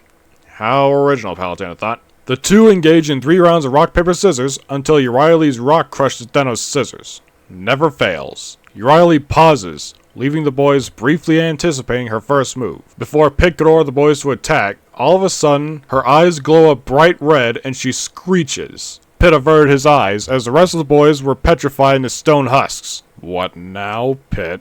Pitt's reaction wasn't like back in 2-4, where he went feral after the boys were hacked into pieces by Dark Pit. At least there's hope for Palutena to revive them by reversing the effects, but even then, now she's done it. Pitt immediately equips the Pegasus wings and no longer has to worry about time limits on the power of flight. Pitt having left the pirate ship behind, Palutena took the most drastic measure of all, personally manifesting in Commorragh and holding onto the ship and intended on keeping it safe, but instead, Riley engages with her in a tug-of-war over it. A tug-of-war over the boys' fates. Pitt is concerned for his goddess's well-being, having fully manifested here of all places, but she says she'll be fine. As per the goddess's orders, Pitt shot at Uriah's snakes as they were a weak point until the Gorgon let go. In the background, Citheno complains about how unfair 2-on-1 is, and Palutena telepathically calls her out for her hypocrisy, because she's part of the whole 3 boss fights yield 1 of the 3 sacred treasures at the end of 1 chapter plan Mercenaries talked about. She's lucky the boys were frozen so the fight wouldn't be 10-on-1, but don't worry, she'll revive them afterward on their way to defeat Medusa. Citheno just replies, fine, whatever. Furious, Uriah swatted Pitt away, so there went his shades, but the wings of Pegasus were still intact. For now. Down below, the Dark Eldar gathered and attacked Palutena, but the goddess fended them off with attacks of her own. Broad swings of her staff, kicking away tanks, slamming her staff down onto other tanks, and stomping on the smaller troops like the bugs they were. But of course, the Dark Eldar wondered what Ichor cocktail tastes like. The Dark Eldar ships then sink their chained hooks into her flesh and start pulling her limbs outward. Kabalites and witches start whipping her, looking to take every last drop of Ichor they can get their hands on. The Gorgon demanded Pitt look at the state of his goddess. They both had their chance, and in the end, it didn't even matter. She tried turning Pitt into stone, but the angel averted his eyes. Uriah spun him around to face her, but Pitt stubbornly kept his eyes shut. Once again, Imperium Secundus come in clutch. The Ultramarines via Athens' Honor, the Blood Angels via the Red Tier, and at last, the Dark Angels via the Invincible Reason. Athens' Honor opened fire on all the Dark Eldar who would dare threaten Rebute's mother goddess before sending ground troops below. Putting the battering ram design of the 3 flagships to good use, Palutena used her magic to park Athens' Honor in front of the boys to shield them, before throwing the Red Tier and Invincible Reason at Citheno and Uriah respectively, impaling them in their stomachs. Their wounds bled gold, just like the gods. There's that Ichor cocktail the Dark Eldar want right there. Being immortal, however, the 2 don't die from their wounds, but they are weakened. Medusa would never. This bought Palutena enough time to get behind the pirate ship and free the boys from their stony prison, the boys finding themselves sandwiched between the goddess herself and Athens' Honor. If the Gorgon sisters weren't pissed off before, they were fuming now, especially Citheno. Palutena lied to her. Naturally, the goddess of light justifies this by going, to fight for what's right, you must fight a little dirty. The 2 Gorgon sisters roared in anger before slithering towards the boys. The destruction they caused Commorragh really did harken back to those giant monster movies, but Athens' Honor opened fire before they got to the boys. Uriah grabs Athens' Honor, and Palutena circles the Red Terror and Invincible Reason around to open fire on Citheno. Uriah brings the Ultramarines' flagship close to her open wound in her stomach, and turns said wound into a warp rift to flood the ship with Dionysian demons. While the Ultramarines defended their flagship from the inside, Citheno grabs the Invincible Reason and Red Tier and throws them at Palutena like darts, only for the Goddess of Light to throw up a reflective barrier to throw the ships back at the Gorgon. Back on the pirate ship, Pitt was pacing, stressing out. He and the rest of the boys have never, ever seen her fight like this before. Usually she's generally chill, but Engie guesses it's what happens when you piss off the Goddess of Light on a personal level. Then Spy questions if she's been holding back until just now.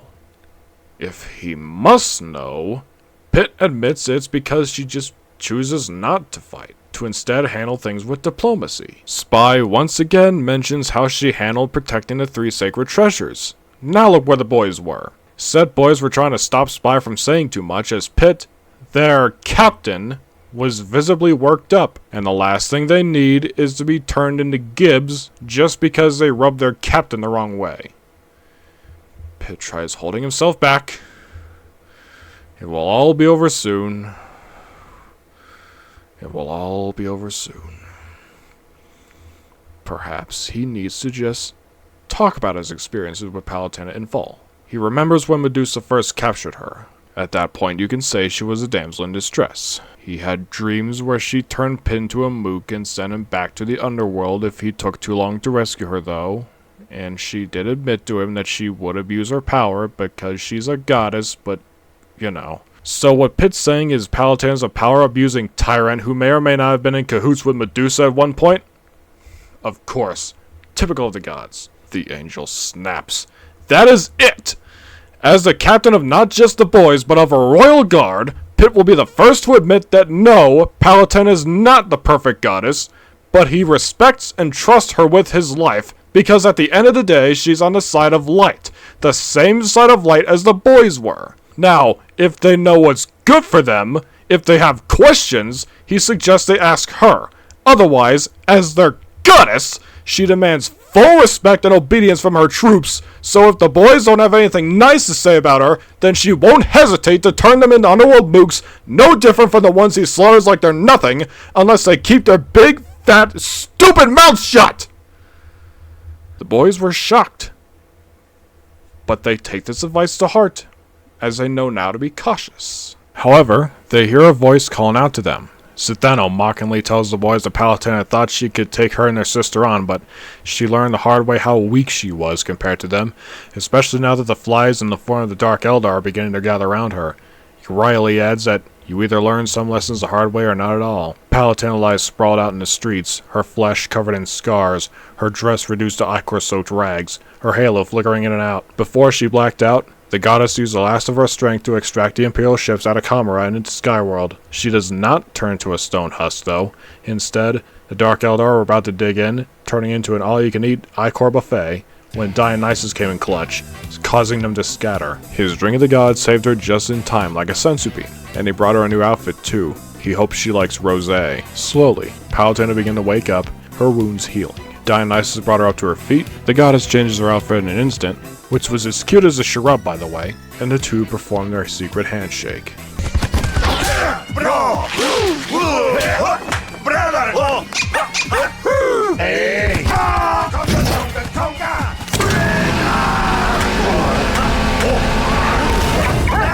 They'll be taking that sanguineous wine, thank you very much.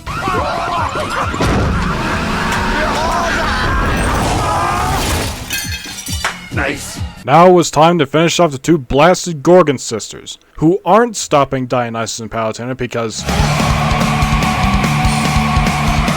Okay, what the Tartarus is flying out of Palutena's hair? Orcs. While she and Dionysus keep the Gorgons preoccupied, the Orcs will keep the Dark Eldar preoccupied, but there's little time. For the last two boss fights, as the boys can tell, the gods are not limited to the size they choose to be, so Palutena tells them they must go back into the space pirate ship's generator room. The boys came all this way just to get back into the guts of the ship? Why? Because Palutena has a plan involving its cosmic energy and mushrooms, and Medic will need to siphon that energy needed for this plan. As the boys made their way to the generator, Dionysus puts two and two together about the Orcs. When Orcs are in ungodly numbers, they have the power to bend reality to benefit them. When Orcs die, they go to the Great Green to be reincarnated, and since the Orcs have the power of belief on their side, what's the greatest greenest thing to them but Palutena's hair? If the boys weren't shocked before, they're shocked now. She's kidding, right? Palutena demands the boys to not slander her cute little mushroom children. Yes, it's gross because orcs are fungi, and every time they come out of her hair, they leave behind fungal residue, which half the time she doesn't even realize until mushrooms start growing out of her hair. But you know what? It's worth it. It took her a while because when she first encountered them, they were hideous monsters, but now she loves them. They're so simple-minded, and all they ever want to do is fight. It's adorable. That does make Dionysus wonder, though. If these mushrooms are edible and double the consumer's size, then who needs star energy? For the record, the gods don't need to eat mushrooms to change size, but with all the star energy the boys have been consuming, the mushrooms will give the boys a thick layer of protein under their skin, so it can prevent them from going supernova and from shrinking upon getting hit. She even has mushrooms that quadruple the boy's size. The ones she will give the boys might be enough to destroy the pirate ship. Not to mention make the boys strong enough to confront Uriah and Citheno. Usually these mushrooms will turn to a squig that eats you from the inside out upon consumption, but Palutena ensures their safety by using magic to prevent that from happening. Once the boys find the generator, and plowing through many Dionysian demons and Dark Eldar to get there, Y'all ready? Ready! Engie shoots at the glass, and cosmic energy leaks out of it like a rupture in a fish tank, and Medic starts siphoning. This process may take a while, and by that Palutena means roughly 60 seconds. But to their surprise, the process actually lasted 30 seconds. After the energy had been siphoned, alarms blared as the ship was completely out of fuel. Now was their chance. Palutena gives the boys the mushrooms, and down the hatch they went, and there goes the pirate ship. I feel bigger. Good. Upon becoming giants, the boys got a good look at the spiky stalagmite-shaped buildings and realized just how small the Dark Eldar look compared to them. Wait a minute, what was going on with Heavy's face? Oh right, Palutena says that's a side effect of the mushroom consumption, especially considering he's the biggest of the boys. Engie also has a pointy nose and ears, and they're all green. Palutena asks how Heavy and Engie feel, and they answer they don't feel any different than they do now, only all giant. Good. The rest of the boys are just fine too. She tells them to expect stepping on a lot of small stuff like Dark Eldar, and to be careful around Commorragh's buildings, but don't worry about the orcs. They can't get rid of those guys that easily. Anyway, first up, Uriah. The first thing she does is try to turn the boys into stone, but they avert their eyes. When that fails, she fires arrows and tail whips them. Once the boys get ubercharged, they're immune to the Gorgon's glare. She tries clawing at the boys, and her snakes bite and spit clouds of poison at them. Of course, her weak points are the snakes on her head, and her stomach wound, which she tries protecting during the fight. Uriah notices Medic's got one of Medusa's snakes around his neck. Of course, that makes him the most hostile and high-priority target, but not while Pitt's around. After she's defeated, the mirror shield was his. Last but not least, Sitheno. Her attacks are the same as her sister's, but hers are faster. When she tries turning the boys into stone, however, Pitt reflects it back at her, turning her into stone for at least a couple seconds until she breaks free. She's amused that the boys seem to be unaffected by the fact that Meg sold his team's souls to outplay their sister. She tells them to use their time wisely, as they only have 3 years to fill. That was uncalled for. Medic and the boys are gonna have to talk about that at some point. Anyway, after Sitheno's defeat, the Arrows of Light were his for the taking, and the 3 sacred treasures have been reunited and will return home at long last. I feel good. It is a good day to be giant man. Oh dear, I've made quite a mess. You got owned! This is my world. You are not welcome in my world. Bloody hell. Those ones were my favorites. You ladies should ought to brought some menfolk with you. You shouldn't even gotten out of bed. Well, that was a total bust. Vec doesn't remember asking for a reenactment of the war in heaven and for almost all of Commorragh to be destroyed, but at least they got plenty of Ichor from Medusa's sisters. Speaking of which, now that the leader of those angels has the 3 sacred treasures, it was time to make the most important donation of all. The next morning, today was the day Medusa falls, but first, Imperium Secundus awaited them. They want to test the boys and see how well they gel as a team after Commorragh. But more importantly, through the warp, Sanguinius felt Pitt's Black Rage activate many times. Black Rage? Indeed. He figured if he learned to control it, it could make him incredibly powerful. Sanguinius and the Blood Angels will train Pitt in the Reds, Robute Gilman and the Ultramarines will train the Blues, and Lionel Johnson will train Paladin and the Centurions. As Pitt, the Reds, and the Blood Angels prepared, Sanguinius was joined by 2 Sanguinary Guards and Captain Ralderon, but Pitt was surprised to see this pointy-eared wizard-looking guy with red robes and 3 green fireballs.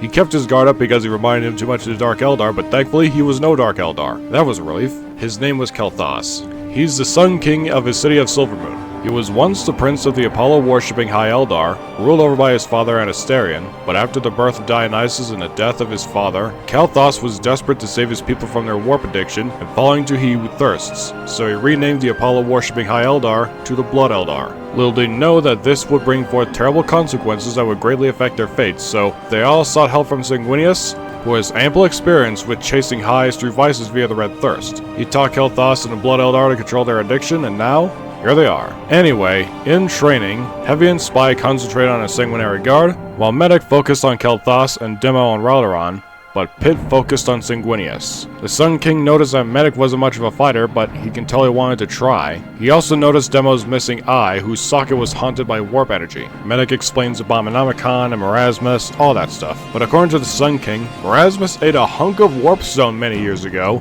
after murdering a bunch of Skaven. So that explains the wizard's green glow. Fascinating. In the climax of the Red's training session, Heavy and Demo laid down the law on the Sanguinary Guard and Ralderon before Spy sapped them. He's technically cheating, but this is Spy we're talking about. And Kel'Thas learned the hard way about never meleeing the medic, but as for Pitt and Sanguinius, more on that later. As for the Blues, Rabuta was joined by 2 Victrix honor guards, but who were the other ones? Palutena explains how those are paladins, the mortal order of holy knights and warriors created by the Archbishop of the church dedicated to her. Uther the Lightbringer was the first paladin of the order, and Arthas, the Prince of Lordaeron, was his protege. The order is a subsidiary of Imperium Secundus specifically. NG wonders how the paladins can answer to Palutena and be a subsidiary of Imperium Secundus if their emperor is supposed to be secular, to which Uther responds, "There is a motto that unites the gods and the emperor. Vox Populi, Vox Dei." It means that the voice of the people, the emperor in this case, is the voice of the gods. On that note, NG and Pyro focus on Uther and Arthas, Scout and Sniper focus on the Victrix guards, and Soldier focuses on Rabute. When Pyro tries but fails to air blast Uther and Arthas' giant hammers as they destroy NG's sentries or dispensers, NG has an idea. Don't air blast the hammers as they come down, air blast their bodies. They won't cause a lot of knockback when they go down, but knockback is a guarantee right as they go back up.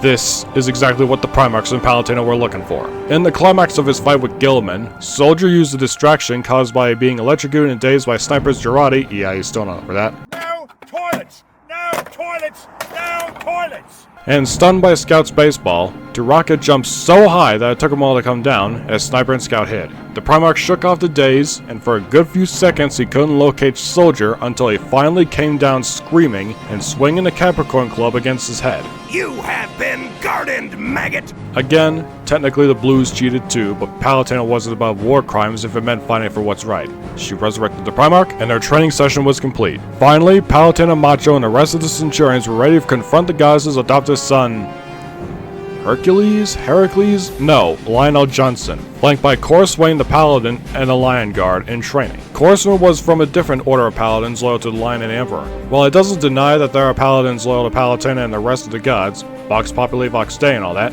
the Lion says loyalty is its own reward. That's her cub. So, in case Macho isn't up to speed, the Lion would have been a social stick of butter if not for Palutena taking him and Gilliman into her care. In fact, raising them both resulted in, amongst other things, this symbol being the very symbol of the alliance between humans, dwarves, and elves on mortal soil, just to name a few. The Lion nods despite the jab. If he remembers correctly, his father the Emperor left him and the rest of his brothers in the care of the gods of Olympus after he was rendered comatose before the Great Crusade. While that was correct, that wasn't the whole story. Speaking of the Great Crusade though, the Adeptus Custodes, led by Captain General Constantine Valdor, fought in the Emperor's stead while he was comatose. Right, so are they just gonna yap all day or get down to business? Palutena likes that way of thinking, though his attitude could still use some improvement. The goddess and the Lion bounced off each other as they trained, as the Lion Guard and for the most part the Centurions, but by far the most important thing the Lion teaches her is to not hold back when the stakes are at their highest. Meanwhile, Macho and Corswain go at it, but Corswain tells Macho that he shouldn't depend on his power too much on lesser enemies, lest he spend too much of his energy on them before facing the more major ones. On that note, Palutena goes over the plan to beat Medusa one more time. Imperium Secundus will deploy their troops outside the Badlands, but while Pitt and the boys are off in the underworld, Macho has the most important job of all. He will act as Secundus' beacon. Sure, he'll run the risk of luring in an overwhelming amount of underworld mooks, but honestly, with all due respect, the Centurions ask, what kind of plan is that? They thought they were supposed to be providing backup for Pitt and the boys. Palutena explains that while Pitt and the boys are tackling the root of the problem, the mortal realm is still threatened, and with how strong Medusa and her forces have become, they may even overwhelm Imperium Secundus.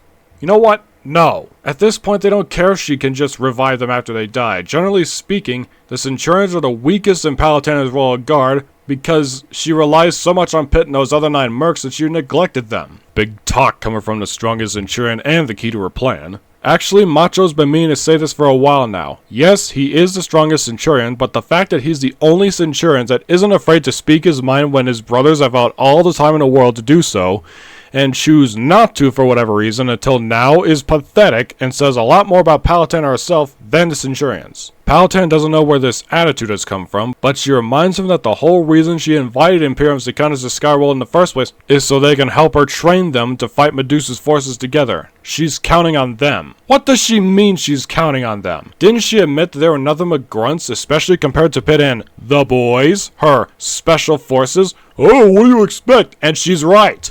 Look, the other 99 Centurions will protect Macho as he's being Secundus' beacon. So the Centurions are a distraction, meaning they have to fight underworld mooks by themselves until Secundus' forces arrive. Absolutely, positively not. Her patience wearing thin, Palutena very politely tells them to quit complaining and continue training, to which Macho wonders if she's forgetting who's been there for her since day one. The other Centurions added that they were the boys before the boys even showed up. They put their lives on the line to save her against Medusa 100 more times than Pitt has. Even then, they have no idea how expensive it is to resurrect all the Centurions. Expensive? That's her excuse? Palutena doesn't understand. They have Medusa right where they want her. Isn't this what Macho wanted? Actually, if it's life insurance she's worried about, then she should have gotten rid of all the Centurions a long time ago. So that's it then. They're just bailing on her like that when they have Medusa right where they want her? So what if they're grunts? She thought they were her most loyal members of Royal Guard, but she guesses not. She won't stop them. She tells them if they want to just go. Now then. Pitt and Sanguinius. So the angelic Primarch claims Pitt suffers from the Black Rage. What is that? The Primarch explains that usually this was a genetic flaw in the Blood Angel's gene seed, where they see visions of their Primarch dying at the hands of some shady monster who, while they have an idea on who that could be, can never properly make it out. They then suddenly enter an enraged frenzy. That's exactly what Pitt felt back in 2-Fort. The Primarch then tells Pitt that it's a miracle he doesn't suffer from the Red Thirst as he and the rest of the Blood Angels do. One way to channel Pitt's Black Rage was temporarily taking the boys and Palutena away from him. That and making it difficult for Pitt to get past his defensive. The little angel instinctively called out for Palutena, Heavy, Scout, anyone to help him, but no response. Sanguinius senses Pitt feeling the Black Rage coming back to him, and he asks him what he sees, to which Pitt manically answers that he sees Dark Pitt having killed his friends, and he must pay with his life for killing them. Sanguinius was fascinated. He too felt him being born in a warp. The Primarch says, "Good, take it all out on me." The Primarch backs up slowly as he deflects every blow and every strike, as if Pitt's trying to smash his way through a brick wall. As Pitt grew more and more wild and feral and aggressive, however, Sanguinius doesn't think it's working, that it's only getting worse. But then he noticed him getting worn out. As Pitt lay on the ground, too exhausted to lift his arms, Sanguinius draws this conclusion. Since his Black Rage's primary source seems to be Dark Pitt, perhaps if he finds a way to get rid of him, then maybe he'll get rid of his visions and begin to control the Black Rage. Palutena and the boys hurriedly rush over the pit, that soothing tea in hand, and the Black Rage subsides, and he thanks the goddess for that. The boys sense the Black Rage too, and were worried about their captain, but now that he's come back, let's finish this. Hello, Bidwell. Yes, I met the devil, and imagine what? He wanted my soul. Of course not. I punched him in the face. I'll tell you what, Bidwell. He's a good manager, but a terrible brawler. Anyway, I have attendants waiting for me. Call you later. Equipped! Are you ready for the final battle, Pitt? Oh, heavens, yes. I got a bucket of chicken, and I'm here to kick ass. And I'm all out of chickens. We have the eye of a tiger, the heart of a lion, the wings of an eagle, the big muscular arms of a panther man, and the silent majesty of a kraken! Let's give him a sporting chance. Someone take out the other line. We will crush them. And then Scout can clean up mess after. Those sorry some bitches gave me an idea for a new invention. Bullet magnets. I'm ready when you are. Gentlemen, this game is as good as ours. It's now or never. Imperium Secundus, under the protection of the Emperor, will provide ground support in the mortal realm. If all else fails, and Rabute sincerely hopes it won't be the case, then Lionel Johnson will bombard the surface from orbit. Nearing 2-Fort, Pitt remembers his first mission and how he defended it from the underworld mooks, and he also sees that the bridge has been fixed. It was only a matter of time, but now is not the time to reminisce. The entrance to the underworld should be up ahead. I hope the gem from Thanatos works. In your past adventures, the underworld was where you died the most, right? Oh, absolutely. The difficulty level was just brutal. I'll brace for the worst. Thanatos' gem is shining. That means we're good to go. Get ready. Welcome to the underworld, mortals. I'm Saxton Hale, CEO of Hell. And I got this position by beating the hell out of the devil. Does Pitt know him from somewhere? Engie asks Pitt if he remembers when he fought the Man Brothers back in 2-Fort, to which he confirms. Heather reminds Pitt that Saxton refused to fight him because it was a child, or rather, child-shaped. Now then. That's a whole lot of enemies. Well, we are on their home field. Home or away, I fight to win. Oh no! You I do not forget! Boys didn't expect to see him again, and they were torn. On one hand, he should pay for what he did to them back on Earth, but on the other, if it wasn't for him, they wouldn't be angels. Maybe they should spare him. Nah! Hard to stab a guy in the back when he's beating your freaking head in, huh? The next time you want to kill a man, look him in the eyes. It's lads like you that give war a bad name! You cannot hide, coward! That's what my daddy taught me to do to backstabbers. Sneak around that, you phony scoundrel! You are an amateur and a fool! They then band together to shoot the clone out of the sky. You know what? The boys were right. He doesn't need that backstabbing coward. He can tackle Medusa on his own. You're not on your own, Pit. You have me. And the boys, too. Of course. What would I do without you? Most likely go crazy. So, you've made it this far. You better watch your back. Your country did not prepare you for the level of violence you will meet on my battlefield. You great lactating wet nurse! Did you think I would forget you? Y'all just got drafted into my war. Did you forget about me? You know what you and Jane Austen have in common? You're both dead women. Isn't that just precious? Guess it's all that hot air that keeps you flying. You are, darling. But you'll need more than bluster to defeat me. Time for a boss fight! See what I did there? Not surprised to see any of you here. When I said I'll see you in hell, I did mean it. Your souls are mine. After punching the warp in the face, Palutena still can't get over that, it decided that it was time for him to be a demon prince. He sees that the boys have plowed through many demons, but they'll never get past him. Remember when he just used to trade Australian with the gods for unusuals for cosmetics? Try as the boys might, for some reason their attacks don't seem to be doing any damage to Saxton. Hi-ya! What the Tartarus? And that's how you take out a boss. For future reference, face kicking isn't usually this effective. That was the boys' kill, and this backstabbing piece of garbage stole it! The boys demand Palutena let him at him, or she's next. And she begrudgingly obliges. I should have done this long ago! You cannot run from me, my gun is faster! Yeah, I dare you, rage quit. Come on, make us both happy. Oh, I'm gonna beat you so hard, you'll have a twitch! Gotcha, you spastic little gremlin! And by the gods do the boys torture the clone. They don't give him a chance. They beat him senselessly, without mercy or remorse, just like he did when he killed them back on Earth. Pit even cheered them on. He's loving this. Finally, Heavy stomps on the clone's back and rips his wings off. And Palutena tells him that enough was enough. They've had their fun. Before the boys went to Medusa's castle, Heavy tosses Dark Pit into the air before planting his sorry ass into the ground. We're finally here. Look at these boss statues.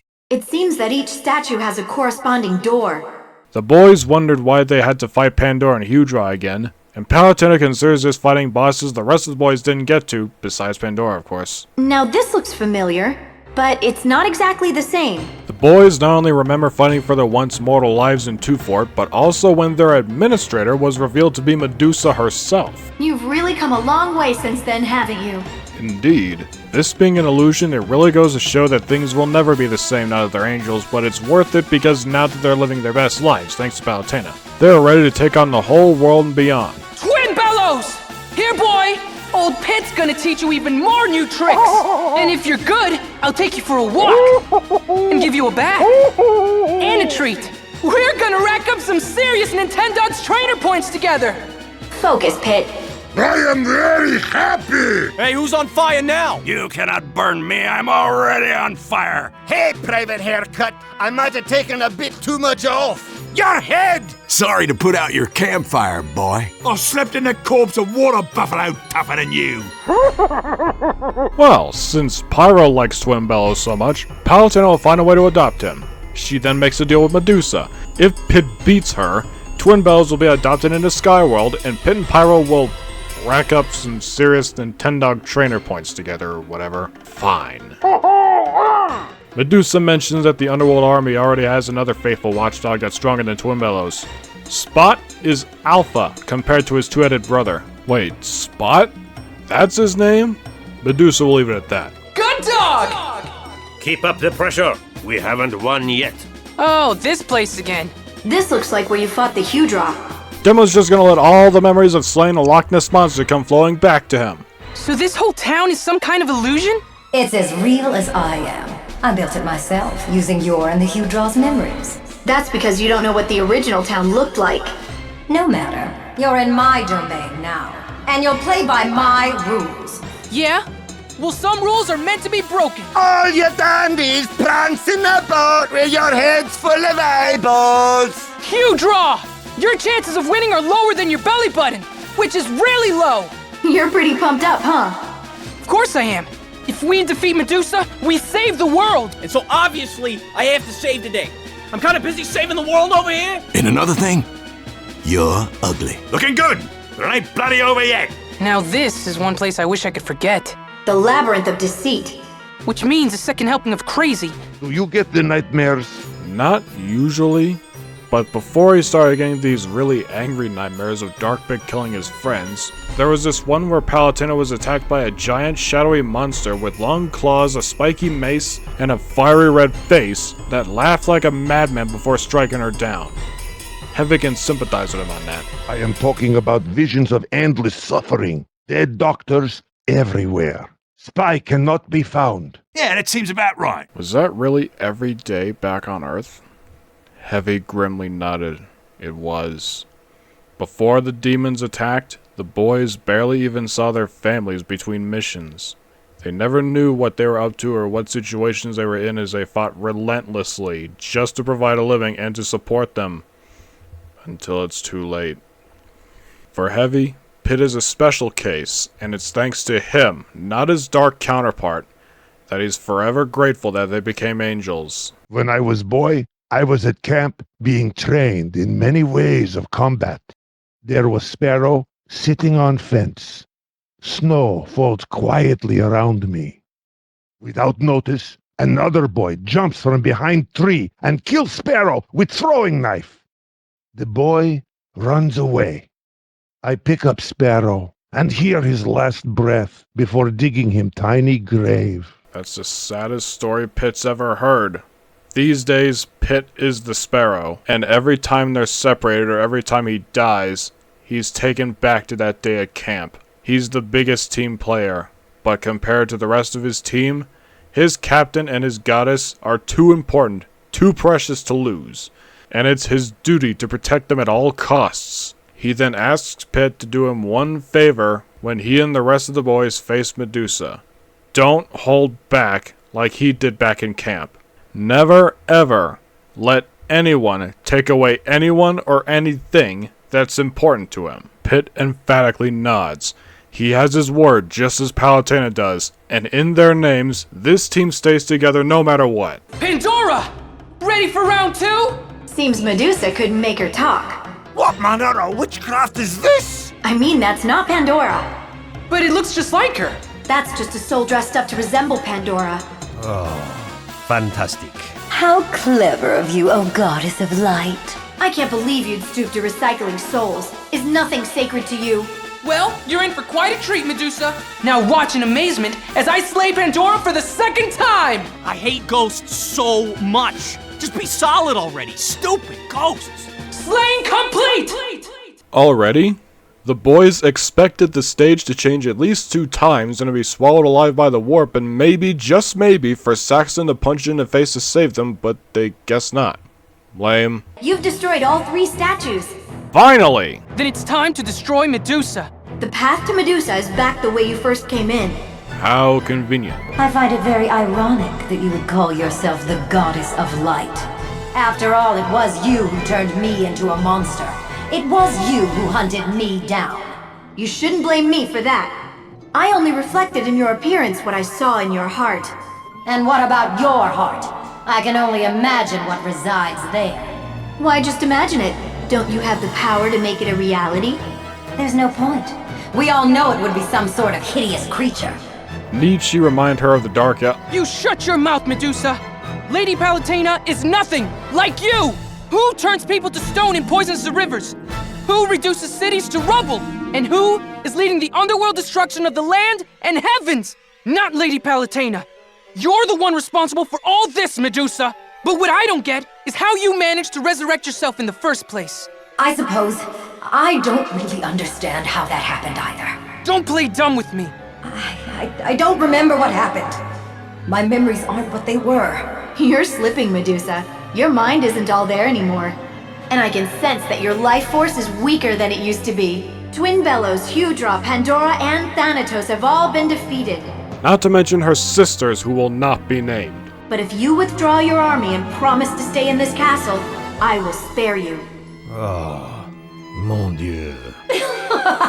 Don't be ridiculous. Besides, it hardly matters how I returned. What matters is why. To exact revenge on you. Turning their little angel into stone is a nice first step. Threaten all you want. You don't scare me. I will put an end to you. I'll return to Skyworld victorious! The boys wonder just how Palutena is able to put up with so much of Medusa's crap, and she casually answers that whereas the goddess of life was a social butterfly, Medusa was a social stick of butter. Same. But she'll be damned if she didn't enjoy bantering with her. It's good for the soul. Does she mean she would invite Medusa for a cookout or a sleepover? Or playing sports or go-karting? The boys know the type, right? So now what? We just go home and order a pizza? I do have a coupon.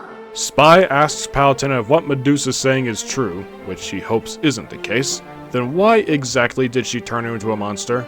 She would rather not talk about that. Medusa then tells her, "You heard him. Tell everyone why you did what you did."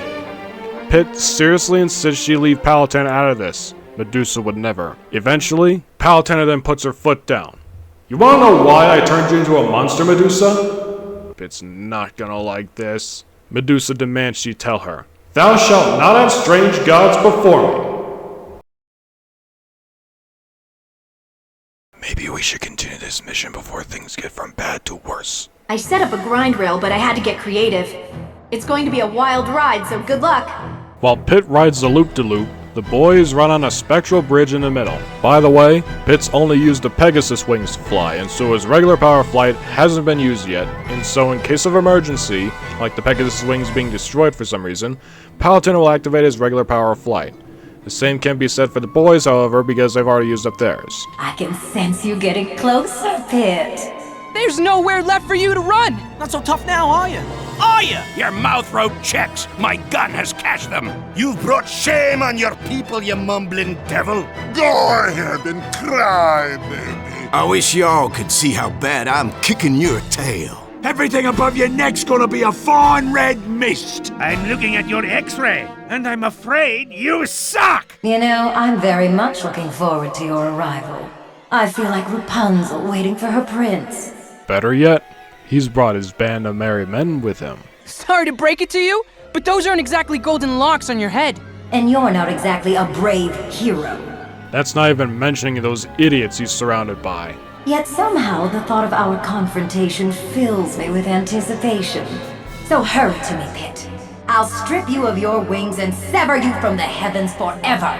I'll show you some eldritch horror, HP Dumbcraft. Next thing the boys knew, they were confronted by a tempura wizard, but this time he turns 6 out of 10 targets into tempuras and he eats 2 of them. That and being backed by 2 boogeties could mean the end for them, but luckily, reinforcements arrived in the Centurions. Palutena knew they'd come around. "Come on," chuckled Macho. "Overwhelming odds, wills, and no chance of success? How can we resist?" That's her boy. How did the Centurions get here? Let's just say Thanatos' key left the door to the underworld wide open. Good! The Centurions will provide backup for Pit and the boys because they're going to need it.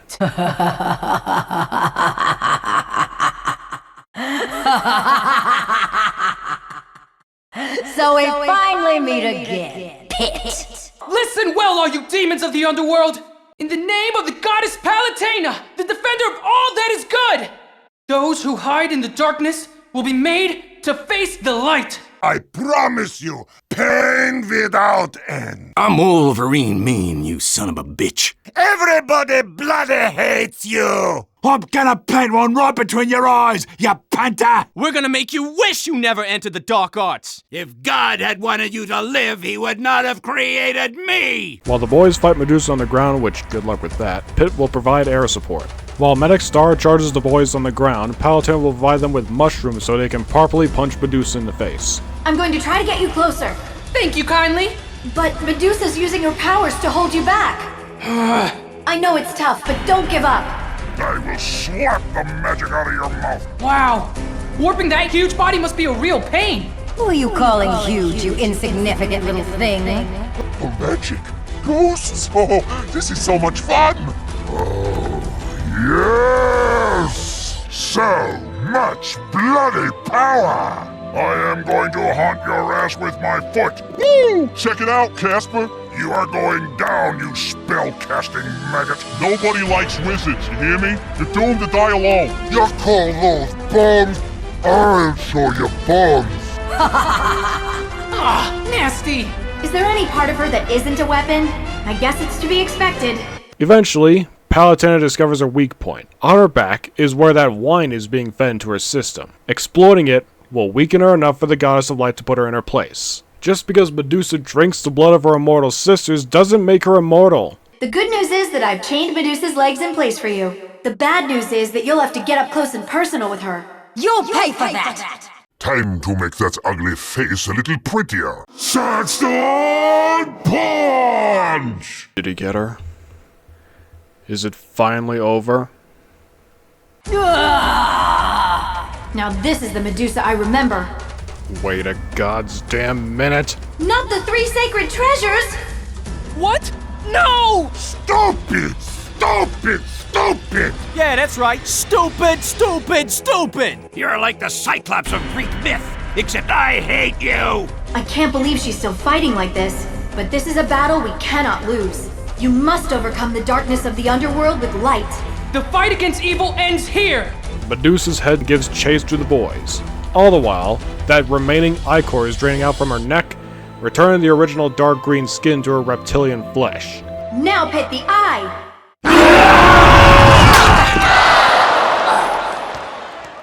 We did it! We really did it! Congratulations! I know it wasn't always easy.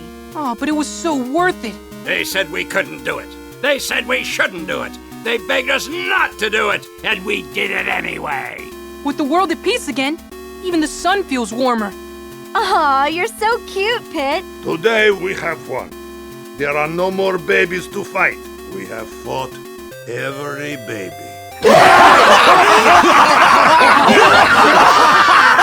Oh, merde. I must be dreaming. Sorry to keep you waiting, but now that I'm here, let's get this party started. Welcome to my underworld, Pretty Pat. You too, Pretty Palutena. And how about that ensemble? Hades loves the crowd. So these 10 took down Big Bad Medusa. What an accomplishment. Goodness, you should put this on your resume. Peace off, big head! But before you do, you should know that I whipped up that Medusa especially for you. Wait, how? Add a pinch of memories to a ton of souls. Put them in a blender and hit frappe.